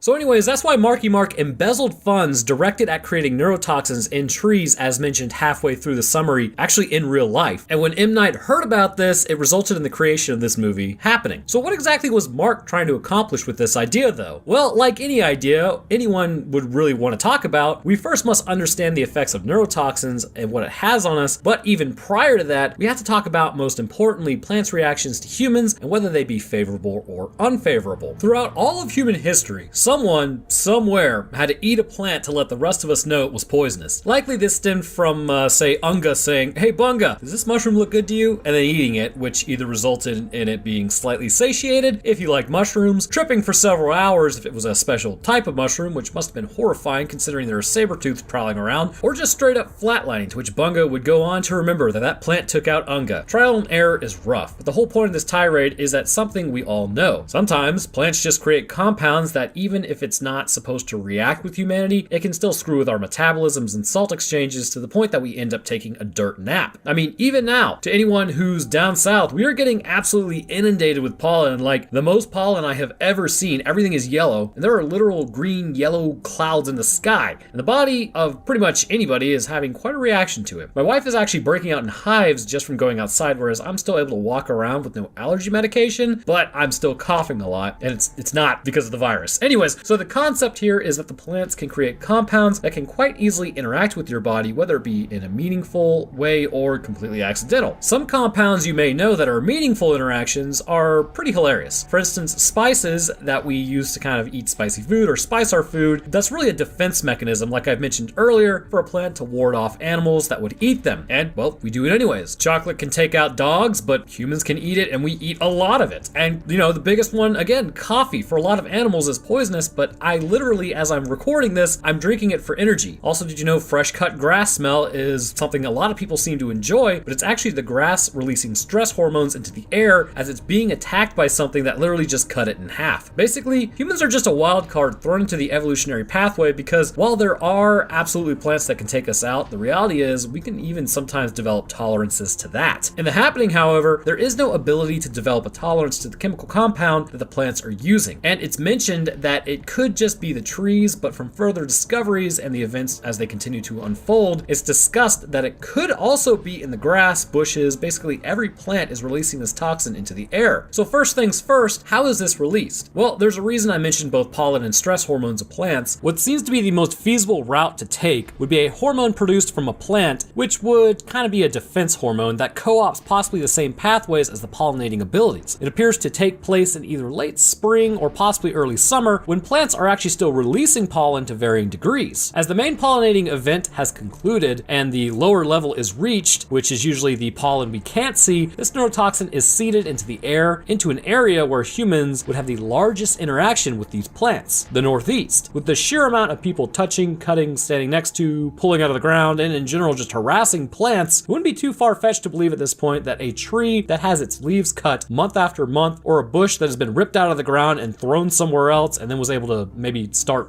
sending down roots and surviving again, they would actually attempt to develop a defense against whatever is causing it, which in the environment would indicate humans. It must be based purely on interaction as well, seeing as the epicenter begins, which is Central Park. Likely well manicured, as I've never really been, this would be the most harassed plants likely in the entire state, as probably only a few plants' defense mechanisms flow through the air. It then hits humans, but no other animal, meaning that it was really only meant to have an ability to affect the pathways of the brains in humans. As it does this, considering it's a pollen, it may also possess a genetic map for other plants to create their own defenses to humans, which is able to jump species of plants. This is a little far-fetched, as typically plants do not sort of communicate with one another in this way, or really have much interaction with one another, but regardless, if this all sounds ridiculous, just remember, plants have been using animals pretty much since we formed. You ever wonder why fruit exists? It's so animals can eat the fruit and seeds, walk away, and deposit it somewhere else in manure, which is ready-made food for the seed. Now the question is then, do plants know about humans? To a degree, this would mean that, yes, they do. The species began making fruit, which then attracted a certain animal through interactions, and this allowed it to become more successful, and now we have orange juice in the morning. There are some plants that mimic the smell of rotting flesh that attracts flies to spread pollen, and others smell really sweet, which attracts bees. The core of this is, why do they do this? Again, because plants to a degree are aware of animals. So what makes us any different then? Well, that's just it. It doesn't. Considering plants are using animals as a benefit to their own species, when one in particular becomes a nuisance, it's pretty clear the answer is to just straight up poison that species, annihilating it from the local area, which is what plants actively do. And this is hence why we have poisonous plants. So now let's go on to what this particular poison does to the mind of a person and why it may not be entirely ridiculous, because it's simply co-opting something a lot of people already have in them concerning taking themselves out. And just as a heads up, we're going to start treading into some hypothesis and not entirely understood science of the mind, because unfortunately we do not know everything there is to know about the 3-pound chemoelectric anxiety machine located in our skulls quite yet. As the toxin wafts through the air, it's clear the first place it would enter is through our noses or lungs as we breathe. Should it enter the lungs or lining of our mouths and throats, it would diffuse into the bloodstream heading towards the brain. This may take a little longer, so the mouth breathers of the world might actually last a few more seconds. And this may be why we see people literally notice everyone stopping around them as they sit there, as it's still pumping through their body, but it hasn't quite gotten to the brain yet. But this will definitely happen shortly. Those who breathe through their noses, or were currently doing so when the first wave of toxin hit them, would likely have it diffused through the nasal tissue and into the olfactory bulb of the brain. We know as of late this is extremely possible given the current virus we are dealing with, which results in loss of sense of taste and smell. As it enters the olfactory bulb, it would likely cause misfirings within the bulb itself, considering it has the ability to disrupt the firing of neurons. This location is actually fairly critical because of the location and the way the brain is structured. As toxin continues to diffuse through the brain, it would continue to stop certain firing patterns or block specific chemicals within the brain, and we call these chemicals neurochemicals. But I see one main culprit in my mind that the toxin would likely attack. But before we get to that, let's continue on our pathway of the actual attack itself. With the lower portion of the brain misfiring, it would likely also to a degree have an effect on the frontal lobe, because there's no reason to think that it honestly wouldn't, given its neurotoxic abilities, be able to do this. And this is where we begin to see our first symptoms arise. People begin repeating themselves over and over again. Now, usually this would indicate an issue with the Broca's area located just behind the frontal lobe and near the olfactory bulb, which the frontal lobe is near the olfactory bulb. But given that it's still a full sentence at first, the first symptom is confusion. This person repeats themselves and looks confused as the frontal lobe begins misfiring or not firing in the correct patterns. Then, as quickly as it sets on, the toxin begins spreading into the brain of the aforementioned Broca's area just behind the frontal lobe. We see the person at this point begin to have difficulty speaking. As the area becomes more and more affected, they seem to stop talking entirely. What's even more interesting is you can see this in real time. You can actually plot their symptoms and see the brain being affected by this toxin moving from the olfactory bulb backwards. As the toxin continues to press on, it would begin affecting the lower portions of the brain, and here's where the issues begin to arise for a person on a survival level. The lower portions of the brain near the brainstem are said to house our survival survival instincts. Deeply rooted, it's said to be the lizard brain. Then moving past that to the mammalian, then ultimately to our primate brains, which is our huge cerebrum. Someone recently brought up that the lizard brain doesn't actually exist, and after looking into it, the best way I can summarize it is that these pieces of the brain in their current state have always existed, but they have changed in size, location, and structuring. So a fish has the same brain parts as a lizard, which has the same brain parts as a human, but how they are structured is different. So I gotta say, man, I can't remember who it was, but that was actually a fairly interesting read, so thank you for posting that to me. But I think the whole lizard brain point is really what it's trying to accomplish is basically in what appears to be the oldest part of the brain are the survival instincts, so lizard brain. At least that's how I view it. Anyways, whereas our ability to think and reason with our larger cerebrums is a primate trait, that appears to be mainly unique to us, at least in this capacity. Anyhow, so with this toxin now reaching the lower portion of the brain, or the limbic system, it would be shut off due to issues communicating, which would also start to cause a whole host of emotions and instincts being basically shut down, which means kind of what keeps you alive starts to get shut down. For instance, the hypothalamus basically controls a lot of feelings of exhilaration, anger, unhappiness. The amygdala controls aggression, fear, and also has a hand in anger as well. And the basal ganglia is responsible for initiating movement. And these are all areas that should specifically be affected. It's a big problem, but basal ganglia being affected by something, this as a result can cause you to actually have a rigid, stiff, shuffling walk, which is quite important to the whole thing concerning this brain interaction. It's clear the lower portions of the brain are being affected due to the fact that all emotion leaves a person's face once the toxin has affected this part of the brain, which a big thing is also fear. But as we have seen with the soldier, he begins yelling about his force multiplier, which was clearly something that was ingrained in his mind when the Broca's area became affected, which is sort of like the last firing, or the last basically correct firing of those neurons. But as it went deeper into his brain, he begins walking backwards rigidly and with difficulty, which is something we have seen in others, almost like their nerves are now firing in a reverse pattern or completely out of sync with one another, as clearly there is something going on that he really, or really anybody, can't control. Moving further back into the brain, we eventually end up in the Wernicke's area, and this is responsible for speech recognition. As far as we have seen, any attempts to talk to a person out of doing whatever they were trying to do to end themselves is largely unsuccessful. They may be able to understand you at first, even with all the confusion in their mind, but they wouldn't even be able to understand your speech after a few moments, as anything you say quite literally falls on deaf ears. In fact, people who have had strokes in this area have cited that they could understand people one moment, and then the next, it's like they were speaking a different language entirely and couldn't make sense of anything anyone was saying. Pretty freaky. But all of this, the misfirings, the movements, the yelling, it all really hinges on a likely interaction with the body of a person, and more specifically the nervous system of a person. And in nature, neural toxins do not exist naturally. They have to be created by man, but we are a part of nature too, and if we can create it, likely through trial and error, another species could potentially create something similar to a nerve toxin without it exactly being like what we have. What I believe is happening is what the movie is actually mentioning is that this nerve toxin isn't like anything we have created, but a naturally occurring version of what we have created, which means that it could have similar effects, but not completely the same. This can be seen in how the ones we have created can be infecting people in seconds, diffuse through the skin of a person, and then enter your motor neurons. They block acetylcholinesterase, which is an enzyme responsible for the breakdown of acetylcholine, which causes your nerves to fire. As this continues to build up in the nervous system with no enzymes arriving to allow the muscles to relax, this can cause you to suffocate and shut down your ability to move, as well as stop your heart pretty quickly, all while you're just kind of trapped there. It's pretty nasty stuff. This may explain, however, how it's possible for it to diffuse across barriers so easily. Most clearly in the nasal passages concerning what we have seen happening, it can enter the brain of a person, but it may also be able to easily move past the blood-brain barrier of a person, which is the absolute perfect way to be carried through the brain quickly, as it's able to kind of begin amassing in areas, wreaking havoc on those specific portions of the brain. So the natural version of a nerve toxin clearly doesn't cause this to happen to motor neurons, but instead it appears to specifically affect the nerves within the brain itself and does not appear to have a great impact on motor neurons at all. This is likely due to its infection route, and ultimately the toxin locking up your body may have been originally intended, but because humans became equipped with this quirky little addition to our brain that is absolutely baffling as to why we have it, this is what ended up taking us out. So let me ask you a question. Have you ever stood atop a tall building or a cliff's edge and thought to yourself, jump? Not that you want to meet your end, because if you do, I would highly recommend getting some help, but for those average people whose lives aren't too bad and everything's okay and they're mentally a good place, roughly 50% of the population have said, yeah, I've had this feeling. I mean, I have it every time I approach somewhere up high too, and there are other versions of this as well. The strangest one being that, like, when you're handed a baby, your brain thinks, yo, I could totally spike this into the ground. Or when you're driving on a highway, you start to think about jerking the wheel. This is referred to as the call of the void. The call of the void is something that isn't largely understood yet, but there are a few lines of thinking as to what it could be. The first line of thinking is that your brain is preparing you for the absolute worst case scenario. The brain doesn't like to be surprised by outcomes. So when you hold a baby, the obvious most detrimental thing you could do in your social standing and with loved ones, as well as your group survivability endeavors, which is ingrained in all of us, would be to harm a newborn. If you jump off a cliff, well, that's obviously not very good for your life expectancy either, and it's the same as wrecking a car or jumping off a building. So your brain makes you think about these things whether you want to or not, because it's the most awful thing your brain can imagine, and as a result, when you survive it or don't do it, congrats, you got past the worst case scenario because it went better than expected. The other thinking on this is really that the brain is immediately uncomfortable. Now, holding a newborn may not really stack up so well with this thinking, but say you approach a cliff and have the desire to jump. Your brain is thinking, hey, I hate heights, and because I hate heights, I want to get down immediately. And the quickest way down is straight down. Now, the other part of your brain, the more rational part, is like, whoa, man, like, you can't just jump, that'll annihilate us. Let's slowly descend, as that makes way more sense. And then you walk down the path and boom, you're down from the cliff's edge. Same with buildings, and the same idea can be applied to driving on a highway. Going fast at some level may make you uncomfortable. Call of the void likely exists in a large percent of the population, likely over 50% of the mark, because it must serve some sort of purpose to exist and to have propagated, which likely means it's in most of us. It's also believed that call of the void may originate from the instinctual part of the brain as well, but it's actually a sign of being well adjusted, so don't worry about it. Just stay in control of your emotions, because remember, you control your actions, your feeling doesn't control your actions. But I think this may be what's going on with the people in the happening to a degree. Take the woman, for instance, with the hairpin thing. Again, I have no idea what to call it, but she's at the beginning. Her call of the void was, oh man, wouldn't this suck if this went into my neck? Well, with her brain misfiring and this originating somewhere deep within her mind, the logical part of her mind is no longer able to override the call of the void, and her brain takes the worst case scenario as the literal scenario that she needs to do, because there's nothing logical there to override that level of thinking. Now, I used to do construction, but I hated heights. Yet I found myself on half-built skyscrapers all the time, near an edge, working on some concrete. It's pretty clear the feeling I had in my head at that point was, yo, Roanoke, you should totally jump and see what it's like. Now, logically, it was pretty easy to not do that, but it was a strange pressure I felt as long as I was on top of a tall building. Eventually, it did subside as more time was spent on top of tall buildings, but it has since returned since I no longer frequent tall buildings. The guy driving the Jeep may feel what we all feel when we are going too fast, and a slight fear arises within him, and then also telling him to crash. Again, with no logical portion of his brain checking these feelings, they're free to run rampant, and when your body actually carries out these orders through the areas at least kind of like not touched as much by the toxin, the base of the brain and the cerebrum located in the back of the brain, which aids in movement to the meat suit, would basically make you do this. The actual possibility of this, even with it being a relatively strange movie, is fairly interesting, because remember, there are plenty of compounds out there right now that plants produce that have a profound influence on our nervous system, whether that be stimulation or a depressing effect. In the case of this movie, plants having long been exposed to human shenanigans begin developing a driving off chemical that likely became perfected over time. It's entirely possible that the plants were releasing a version of this chemical that had no effect on humans until finally it had a huge effect, which resulted in the misfiring of nervous systems, more specifically the central nervous system, that in the end would cause a person to potentially listen to portions of the brain not normally logical, and then they kind of ended themselves, which kind of makes you think,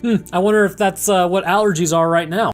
So here's the thing about King Kong. His name implies everything that you need to know. King Kong. While usurpers would have you believe a lizard that likes to take naps underground because he got hugged too hard and brought up into the sky is a real king, King Kong has been putting the work in on Skull Island and destroying lizards, whether they be smaller or larger than him. And with a name like Skull Island, you know it really wasn't that easy of an upbringing. So today, we're going to be talking about why King Kong is absolutely going to put the smackdown on Godzilla for multiple reasons, and by the end of this, I think you'll understand why Wow Such Gaming's faith in an overgrown radioactive lizard lizard is misplaced, there's only one true king, and he's Big Monkey. With a gigantic movie on the horizon concerning these two battling it out, we all know there's likely going to be a moment there where way bigger Jaws shows up and it just kind of unites them. But for the sake of debate, let's assume that doesn't happen and these two are quite literally there to fight till the end. What would happen? Well, let's jump into discussing why King Kong would defeat Godzilla, and make sure to stay tuned till the end for a leaked video that 100% supports my claim. Now, just as a heads up, if you are from Wowsage Gaming's channel, you're going to hear a very similar phrasing on this, but let's be real here. Him and I could go probably over every second of this trailer, analyzing every minute detail concerning damage, what they were looking at, and a glint of a reflection in each other's eyes to determine what may be going on. But in both our opinions, that would be over analyzing the situation. Everything in the trailers would be based purely on our opinions and ideas of what's going on. I know,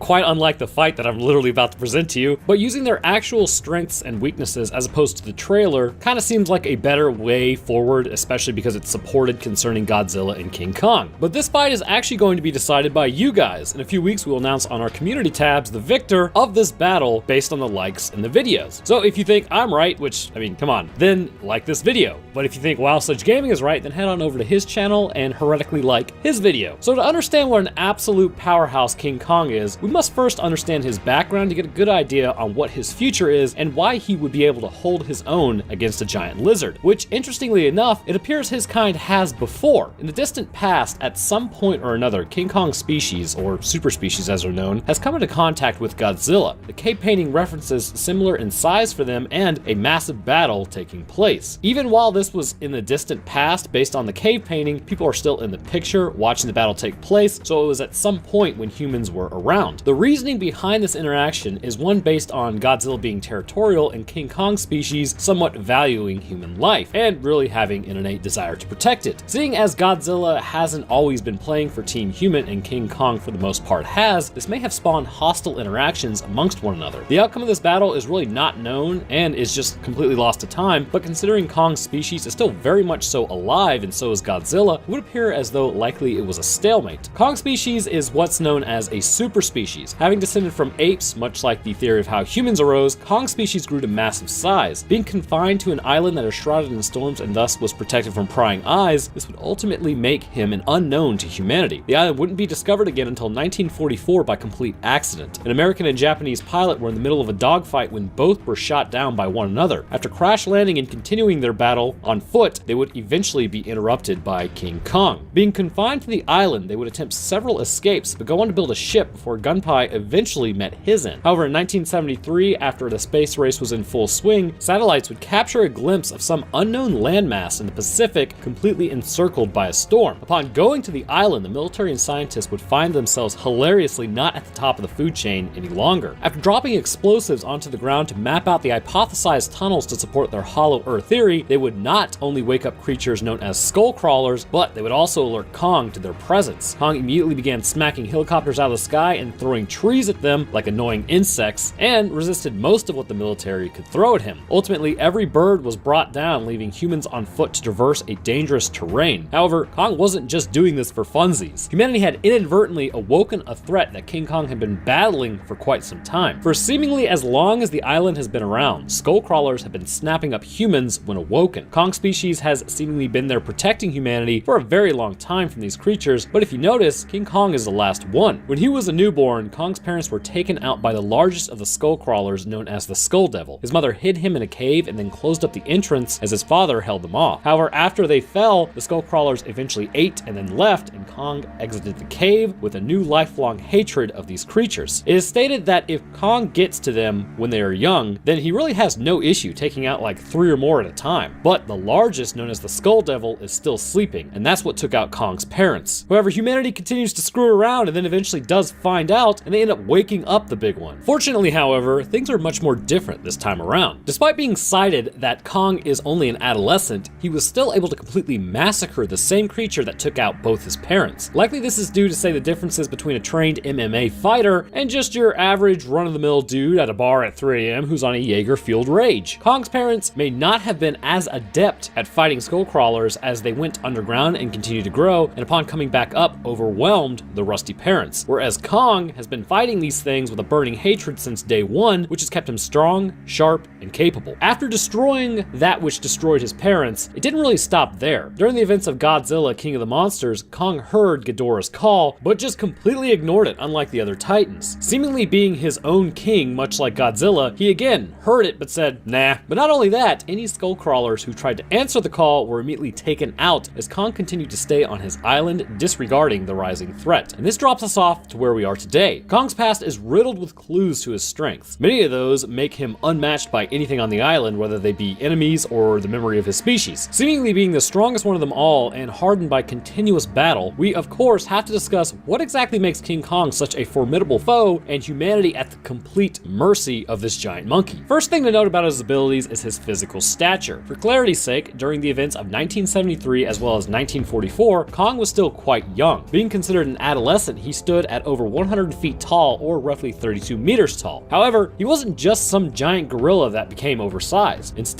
he has something very unique about his species that is the exact same thing that makes humanity unique. He actually stands upright. Most apes use their forelimbs to aid in walking, and while they can walk for limited periods of time upright, this is not a permanent arrangement, and they will invariably return back to walking on all fours. This is due to their center of gravity, shape of their pelvis, and location of their spine being attached to the back of their skull. And this is actually a fairly important point, because this gives us our first strength: intelligence. Apes and humans differ because of this. Our skulls are attached to the underside, allowing for larger brains as the bone supports the weight. Apes have their spine attached to the back of their skull, which because of gravity limits the weight that they can have in their heads, as their necks will become strained. King Kong, because of his upright posture, has this attachment point underneath his skull, leading to, over time, a larger brain and thus increased brain power. Kong is incredibly intelligent, able to identify who's friendly and who's not, even amongst the same groups of humans. He can understand human intent quite easily and react accordingly, like say when he crushes the Colonel. And his understanding has actually saved many people in the group, like unfortunately Brie Larson, who fell in the river. But I'm sure Kong just didn't know about the ridiculous travesty that was the ending of Endgame. Anyways, this also allows him to figure out enemies much faster than other animals would be able to. Like when he was fighting the Skull Devil, and he works out that while this creature was trying to do us all a favor and eat Brie Larson while she was in Kong's hand, he figured out that he could reach deeper into the Skull Demon's throat like a Muppet performer and then disembowel the creature entirely. Doing so annihilated the beast, ending the fight on the spot. Coupled with this, he was able to do what most other apes can do, which is use tools. When getting into fights with Skullcrawlers, many times it was shown that he would pick up a tree and use it as a bat. This is imperative to showing what's going on inside of his head. Humanity not too long ago picked up a rock and realized, if I throw this, bigger animals get injured and may even run away, despite me not having that much strength. Now take that idea, add it to an animal that does have a ridiculous amount of strength, and the tool usage is unreal. And it's not just using an entire tree as a bat either. Kong grabbed a chain and ripped a boat off an engine, using it as a swingable mace, severely injuring the Skull Demon in the process. This understanding of weapons that he's casually using suggests that if he gets into an environment with, say, like towers, rebar, concrete, large heavy objects to be thrown, makeshift spears, all this could be used against a foe. So bear that in mind for later. With the intelligence comes the thinking things through, which also leads us to our next strength, which is literally the strength and combat experience that Kong has. Getting a look at Kong, he's likely one of the more stronger of his species that existed, well, that existed because they don't exist anymore. He is covered in thick muscle from all the years of fighting, and even still, he's just like a buff teenager. As the fighting continues, he will continue to grow in size and muscular strength, capable of lifting helicopters up casually, disemboweling creatures with ease, ripping apart a giant squid just because. Fact is, Kong's strength is unrivaled. Where this strength is also important though. Seeing as Kong walks upright, we can see that his arms are incredibly long, longer than his legs actually, and they are massive, possessing a crazy amount of strength with a punch that can completely incapacitate a Skullcrawler easily, which sends its brain scrambling inside of its skull. The strength of this allows him to rip trees out of the ground and then throw them several miles due to them almost being like pendulums, complementing the throwing force. For example, humans have shorter arms. Because of this, back in the day, we couldn't throw spears all that far. However, with our giant brains, we created the spear thrower, or the atlatl, to help us hunt. This helped us throw spears almost 3 times as far and with more force. Kong's arms work like a natural atlatl, and the transfer and insane amount of force due to this length is extremely high. And this is going to be important in the fight later. These extreme arms allow him to land blows on creatures on the island and to machinery humans have made to completely decimate them, but the rest of the muscular mass shouldn't be ignored. Strength in the arms is only as good as the rest of it on the body, such as the core strength coupled with the pectorals and shoulders sort of balance everything out. Looking at Kong, this dude is just mega jacked. Pretty much swole goals, actually. The strength, however, is nothing without stamina. You can be the biggest, baddest dude, but someone who is able to outlast your hits will invariably be able to whittle your energy reserves down over time and eventually knock you out. Kong excels at the stamina game. Traveling around the island all day, every day, his walks take him everywhere. Wherever he goes, however, there's usually a fight. These fights do not appear to be actually wearing him down that much, as he just finishes the fight and then keeps walking to the next area. This can be seen when he fights multiple skull crawlers, as he is quite capable of handling his own with creatures that are even about 3/4 his size, and really just handle a lot of them and still come out on top. Part of the stamina is also the absolute durability of Kong. While far from invincible, he's able to take hits and cuts as well as bites from skull crawlers with very little issue. Yes, he will in fact bleed, as made mention by the Colonel after putting so much lead down range it would have destroyed an entire army, but this bleeding was minimal and only due to a cut on his hand, hardly anything long lasting or permanently damaging. And with stamina comes the ability to use it effectively. Concerning Kong's speed and agility, you'd be surprised to see actually how agile this creature is. He's almost as tall as a skyscraper, and yet he's able to jump high into the air above his enemies, which actually comes out to be almost his height due to the power in his legs, and then come down with devastating blows. With this, he's able to dodge hits effectively and also counterattack the skull crawlers as they launch attacks on him, which is how he effectively uses his combat knowledge to subdue enemies. There are some other advantages Kong may have over his enemies as well, but they are more minorly important. The first being his ability to climb. Almost unrivaled by any other Titan, this gives him the ability to traverse mountains much more easily and also get out of the line of sight and also danger, sort of like how Spider-Man was able to climb up during the cage match for 3 minutes as a wrestler could not get to him. He also is extremely good at hearing, meaning that he can hear something treading from miles away, and considering he heard Ghidorah's call, he can likely hear Godzilla's call as well. He just really chooses to ignore them. Should he know a fight is coming though, he could actively track Godzilla just by listening. Now, on the other end of this, however, is King Kong is still an animal. Not only that, he seems to be actively evolved into the super species he is, which means, again, he's an animal. So because of this, he's not an invincible god. His body, while exceedingly powerful and protected by thick skin and muscle, is still definitely susceptible to damage. And this is because he lacks any type of body armoring. The most armoring that you could really say that he has is the thick, shaggy fur located all over his body. However, this lack of armor may in turn result in a strength towards being more agile, as he's not bogged down with thick plating. Another disadvantage that he may have is his healing factor. King Kong is a mammal and as such has a mammalian healing factor. His body isn't inspired by some massive radiation spike which forces him to heal faster like Godzilla can, but instead he must go through a natural process of momentarily increased mitosis to heal all his wounds. Because of this, while his body may be capable energy-wise of continuing a fight, he will still need time to rest up and heal from battles. This, however, continues to only be a partial disadvantage, as Godzilla is by no means invincible either. After getting his body beaten by Ghidorah, even Godzilla had to really just kind of go into a tunnel and heal for several years, or he would have had a nuke not been detonated in his face, forcing his body to heal. And we have seen this healing factor fail him when he went missing for 5 years after fighting the Mutos and receiving substantial damage. So with the strengths and weaknesses played out for Kong, it's important to get a full picture of what's happening between these two titans so you can choose for yourself why you think King Kong would win, or again, Godzilla if you're a heretic. And you may be sitting there right now saying, wait a minute, Roanoke, Godzilla is like 390 feet tall. Are you really telling me that King Kong, at a paltry 104 feet tall, being a little over 1/4 his size, is going to do much of anything? Well, I'm here to tell you that, remember, King Kong was an adolescent during the 1970s. Since then, almost 50 years has passed, and during that, gains were made. Kong is now fully an adult. He has reached a height of 350 feet tall and packed on tons, and actually outweighs Godzilla by almost 59 tons. He is quite literally 38% heavier and beefier than Godzilla. This weight isn't just fat either. Thicker bones, stronger bones, more muscle mass, all this really comes out to much more powerful hits. And there's gonna be some guy in the comments that says,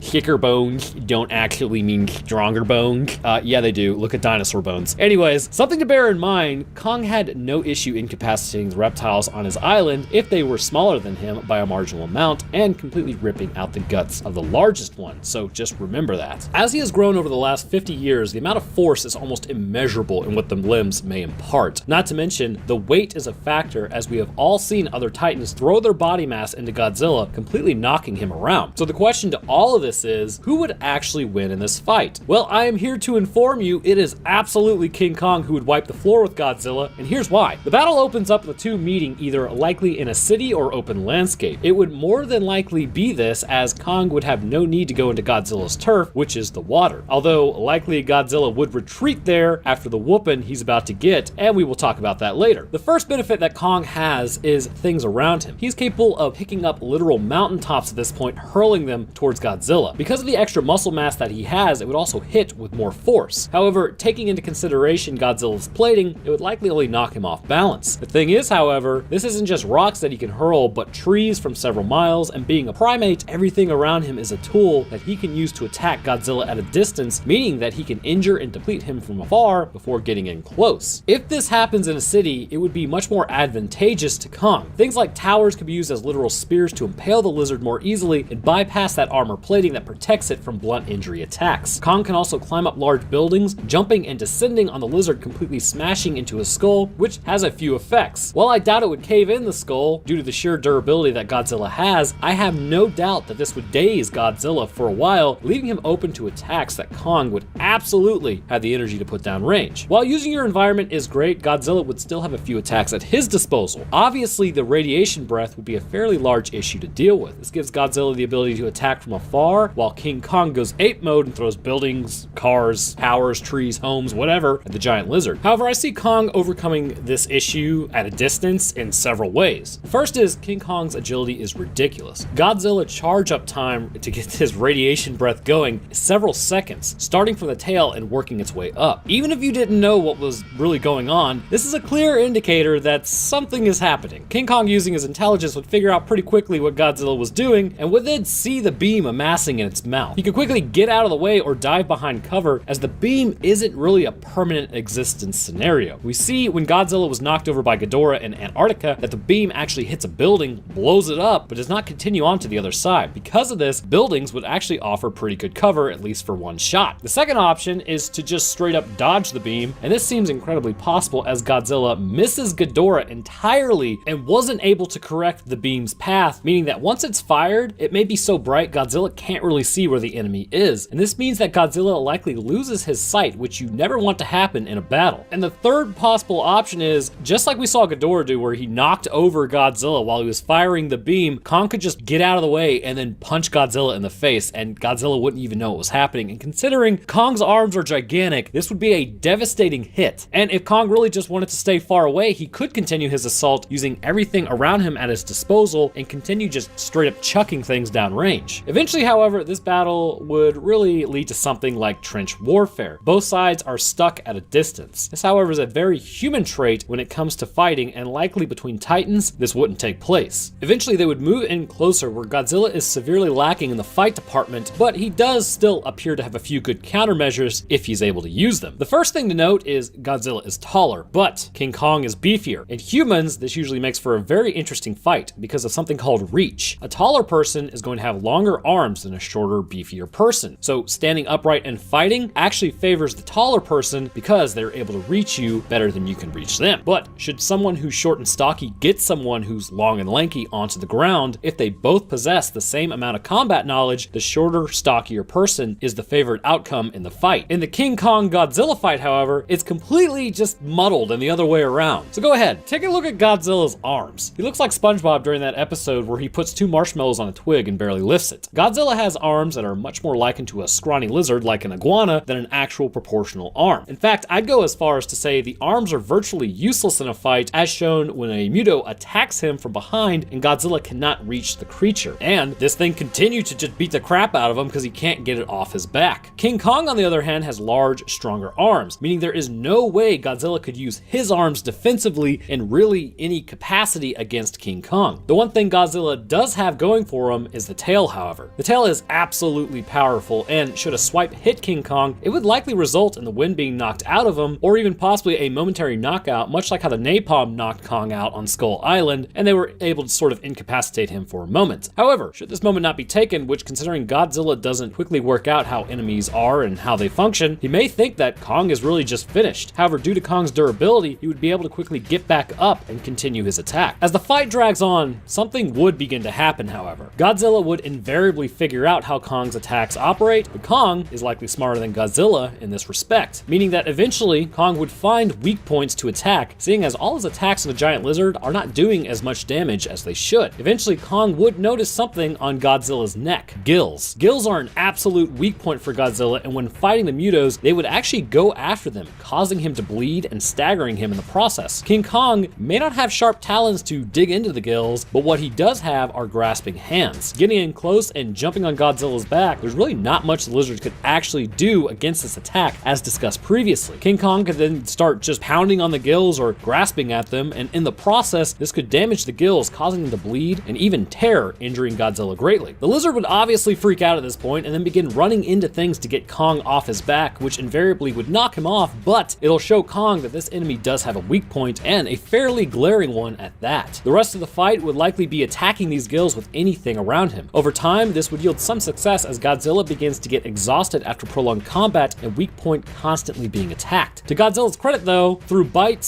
scratches, and possible scalding from close radiation beam attacks, King Kong would likely be damaged as well at this point. Incurring this much damage would probably eventually start trying the actual stamina of King Kong, but it's known that he has really more of this than Godzilla does. Godzilla would likely begin a retreat at this point from the destroyed landscape. Moving towards the water, King Kong would give chase. Entering the water would seem like a bad idea, but after this fight, King Kong isn't just about to let this nonsense with this lizard just go away. He would enter, and this would likely not be the most strategical move. Seeing as Godzilla is amphibious and works well on water and land, and King Kong is a mammal who can kind of go into the water but prefers land, this is now Godzilla's turf. Likely the lizard would continue to fight King Kong in the water as King Kong pins the lizard in the water, but then realizes that he's actually not struggling and can sort of breathe underwater. A beam of radiation shoots out, knocking King Kong backwards, and the lizard gets up and starts beating Kong with his tail and claws. Kong cannot breathe under the water, but eventually through sheer mass is able to knock Godzilla off. Godzilla, continuing to try to escape and heal up in a tunnel, would be pursued by Kong as they both entered the deeper water. Godzilla, remembering the fight with Ghidorah, then would grab Kong, pull him down, but something is different. All the attacks made on his gills have decreased his ability to breathe under the water effectively until he heals. He is forced back up to the top with Kong exhaustedly, as then King Kong would probably start dragging Godzilla back towards the land. With Godzilla's inability to escape to the tunnels and heal, as he can no longer navigate the deep waters effectively, means that his solution to leaving the fight is now gone. So this continues to remain a knockdown, drag-out fight. Reaching a point of exhaustion for Godzilla unlocks the thermonuclear mode. This last-ditch energy release sends out radiation shockwaves, burning and scalding everything in its way. This is the ultimate answer to Kong's attacks. As seen with Ghidorah, it does in fact burn away a lot of flesh. However, despite having no armor plating on his body, Kong still does have the ability to take a few of these hits. The first one would hit his fur, and this would likely singe it and immediately cause pain. So have you ever put your hand on like a hot pan or stovetop for a second and had a reflex reaction? You don't even have time to think about it, it just happens. Likely, Kong would do the same thing. As the first wave hit, he would immediately jump backwards, putting more distance between him and Godzilla. As the second wave hits, but further away, he would kind of get the idea that, ow, heat was hot, and then move quickly, getting outside of the third wave blast before it badly burns him. He would also likely put any remaining buildings in the way of him and the heat source, severely lowering the ability of Godzilla to use this effectively. And this energy is not sustainable, however. Think about burning through the last bit of gas in your car by gunning it down the road to a gas station. In effect, this is what Godzilla is doing, using the last bit of his energy as a thermonuclear answer. King Kong should be able to understand that this is really bad and then get away from it in time, as the reddish coloring eventually fades away from Godzilla as he runs into a similar issue of not being able to effectively hit King Kong with his radiation beam. Blowing through all that juice did in fact hurt King Kong, but he's still very much alive and will be able to fight. Moving back in, King Kong is able to finish the job as Godzilla has completely exhausted all of his energy at this point, likely treating Godzilla like one of the larger skull devils that stalked his own island, and, I mean, he is a reptile after all. So I believe King Kong has got Godzilla beat in several areas. His understanding of how to use tools means a distance game is no longer just Godzilla's game. The strength he has in his body likely severely outclasses Godzilla's ability to put damage down range, except for his tail and his,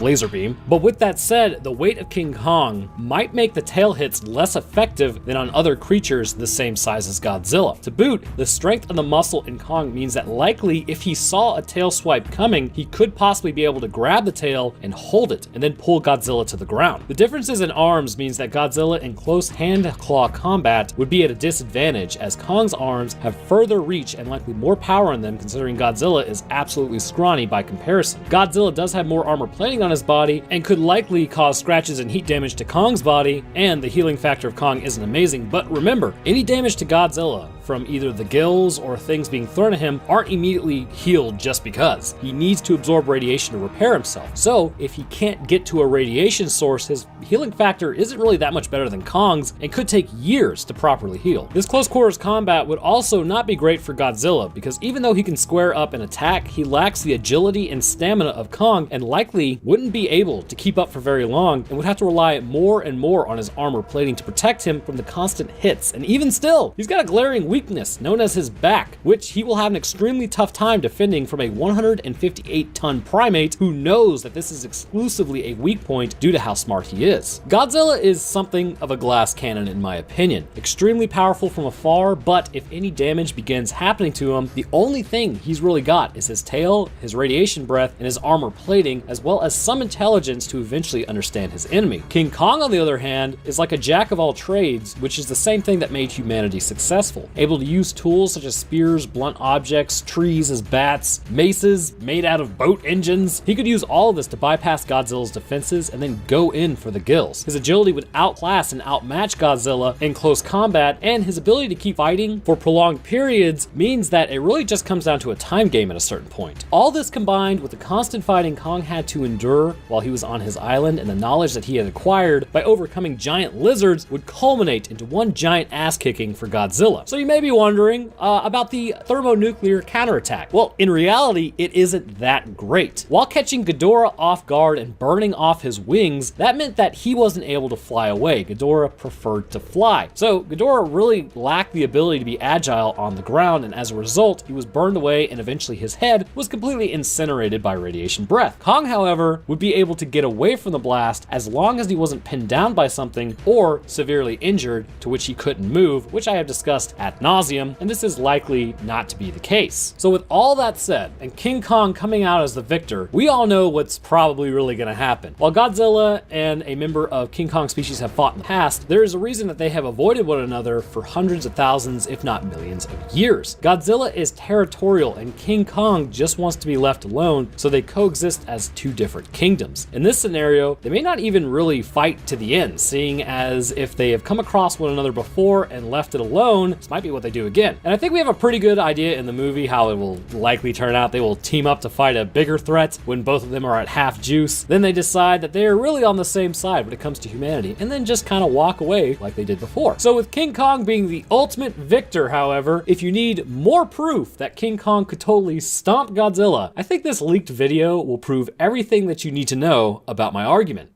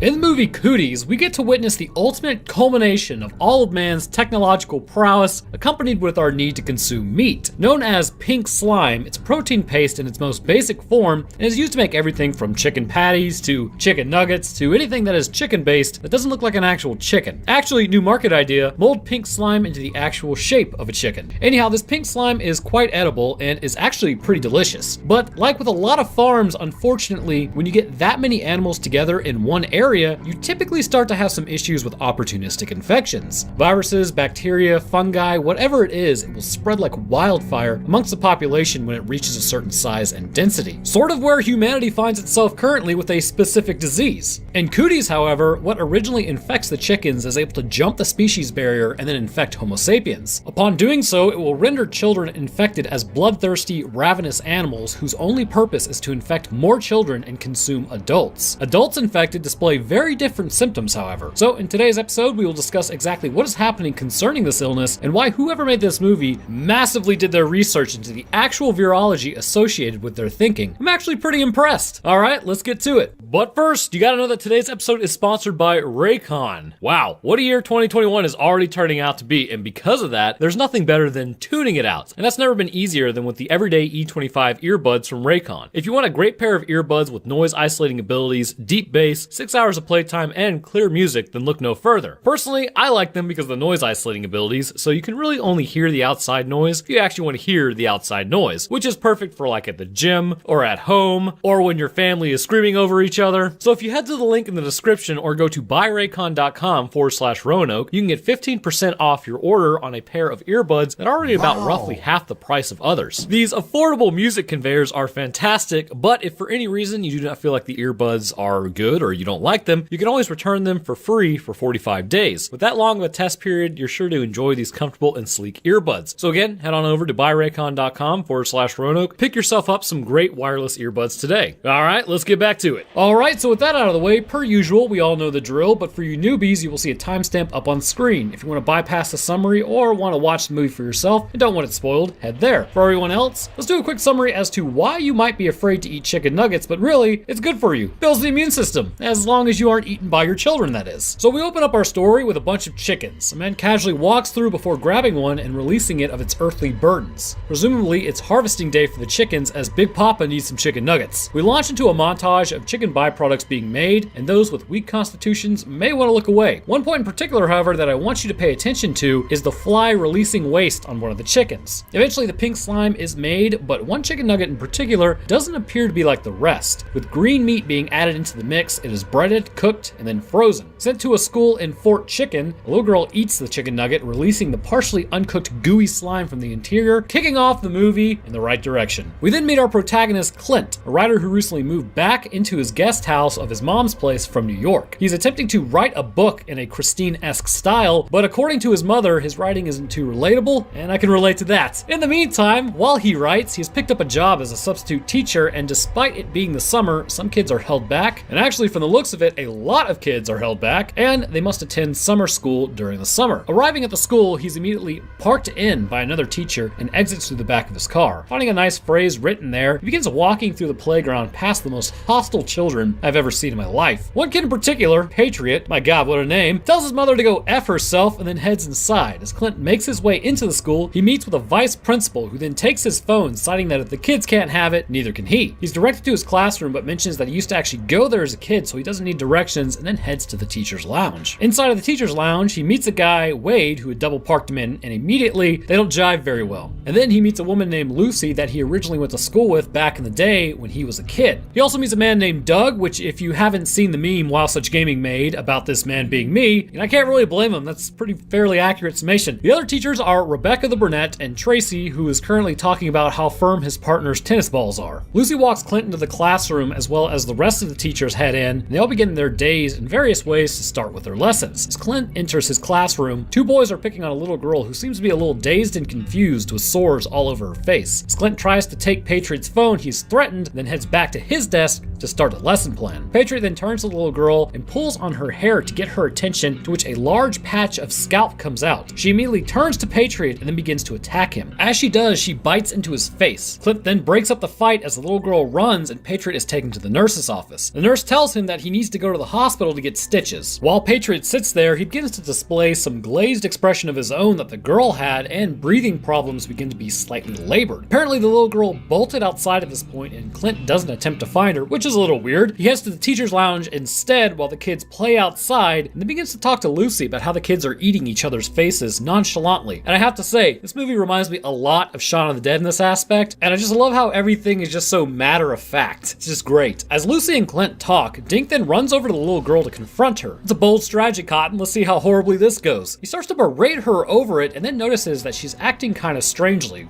finally, except for that giant piece of scalp that came off. Anyways, he begins to request of her to tell him if she's sick or not. Then she gets up and immediately attacks him, scratching him in the face. Wade is outside at this point and looks over and sees Clint and Lucy hitting it off, and he must quite literally have blinders on because as he's focusing on that, Dink immediately begins running around scratching as many children as possible. Another teacher spots him doing this and then goes over to the little boy that was scratched, to which he gets immediately attacked moments later. Another teacher then runs over to pull the kids off of him as his guts hang out and a horde has amassed around him, to which he figures this out a little too late that the kids are changing. She is then attacked and torn apart as well. Inside the van is the crossing guard. He just ate a bunch of shrooms and as a result, he doesn't know if he can really trust what he's seeing. He radios to the vice principal, who's acting as principal, who has mentioned that several times in the movie, and just another reason to hate him, he's going through everyone's phone, and he says that he is watching students eat teachers, but he's on a new medication, so he doesn't know if what he's seeing is real or not. The vice principal checks out and then heads outside to confront the children, which if you're watching a bunch of kids eat teachers, why you would confront them is beyond me. As he begins asking who is everyone's homeroom teacher, they grab his arms and legs and then pin him down. They immediately tear into his abdomen and then pull off his arm. All the while, Wade is still out there on the side playing basketball. He then finally notices and turns around to all the bloodthirsty kids surrounding them. He begins to talk to them, saying that he wanted to do that to the vice principal as well, but you can't just go around eating your teachers. Seeing that he's losing ground and time, he then takes off clotheslining children and shoulder checking them into the ground before finally making it inside and then shutting the door. Possibly one of my favorite parts of the movie, as Clint and Lucy continue talking, Doug then walks in pointing to the outside saying, "Oh look, carnage." As the kids continue to rip apart teachers and feast, the teachers are all alerted as to what's happening on the outside as Tracy calls the police. In the middle of his report, the phone lines are ripped out by the now infected Patriot who broke into the principal's office and took out the secretary in the process. This has now rendered the teachers completely cut off, and he also goes on to destroy all the cell phones in the office. Eventually, a cop does show up, referring to himself as like Batman, while the children drenched in blood ravenously claw at the fence. Talk about situational awareness. He puts his hands in and then immediately gets a few fingers bitten off. He goes back into his car where he's attacked by patient Zero, who's waiting in the back. Then she pretty much eats him. Back inside, the teachers follow Wade's lead and decide to make a run for it. As they move through, another teacher proclaims that he does CrossFit and for them to follow him, and as he exits the door, he pretty much gets ripped apart immediately. Good God, I love this movie. Seriously, it's absolutely worth a watch just for the humor. Anyhow, they double back at this point as Patriot let in a lot of other kids at another door. As they argue in the classroom what to do, they eventually find a little boy named Calvin who isn't infected. It comes out that Clint was scratched earlier, however, and now is having abdominal pain. They immediately quarantine him in an effort to stop whatever is happening from spreading. As the hours pass, eventually Doug goes in and checks Clint's fluids with the two oldest scientific tools man has, his bare hands. He determines that Clint is really just suffering from a bout of what appears to be like the stomach flu, which may be the reason that he's subbing for the original teacher. They decide to keep him in there until about 3 p.m. As Lucy mentions, that's when the parents will come back for their kids and then they can get help. As 3 rolls around, they let Clint out and then all head out to the balcony outside to wave down a parent who has arrived early to open the gates. Unfortunately, she is distracted by PTA stuff and doesn't know that the infected offspring she has is in her car. It infects the baby first and then attacks the mom, ending her in the process, so no help is coming. As they stand there, a girl who isn't infected climbs up who is hiding in a tree from all the other children, to which they are now alerted and they begin climbing up there as it's accessible. This forces the teachers to flee their classroom. They all run towards the auditorium as the kids are hot on their tails. Eventually, Dink does catch up to Clint and grabs him, dragging him to the ground. Wade bashes in the old brain case with a fire extinguisher, freeing Clint in the process, and Doug begins to look at the kids, saying he wants to dissect him. Lucy goes to the kids, telling them that they are safe because nobody was bit or scratched, to which the girl remarks that she has been scratched. Lucy says then go into the bathroom to wash it out so it doesn't get infected, but then braces the door. Doug begins his dissection in the boys' bathroom at this point and attempts to remove the brain to see what is happening. As he is doing it, Lucy and Wade talk about their failing relationship. Not really an important point, but this is like the only serious point in this movie, to which it's then ruined by Wade telling her to go F herself, and it made me laugh. Doug concludes his dissection of Dink and then brings out the brain, placing it on the floor. As he shows the brain, the frontal lobe has been completely necrosed. However, the back portions of the brain still seem somewhat alive, or they were somewhat alive, and now it's out of the skull. He goes on to say that the brain damage has caused the kids to become monsters. He hypothesizes that due to the brain being actively infected, this rules out bacteria as it cannot get past the blood-brain barrier. A virus, however, can. He concludes it's a type of virus attacking the body, but for adults it's much more mild, so puberty must have something to do with it. To confirm this hypothesis, he knocks on the door of the girl's bathroom and asks the girl if she's experienced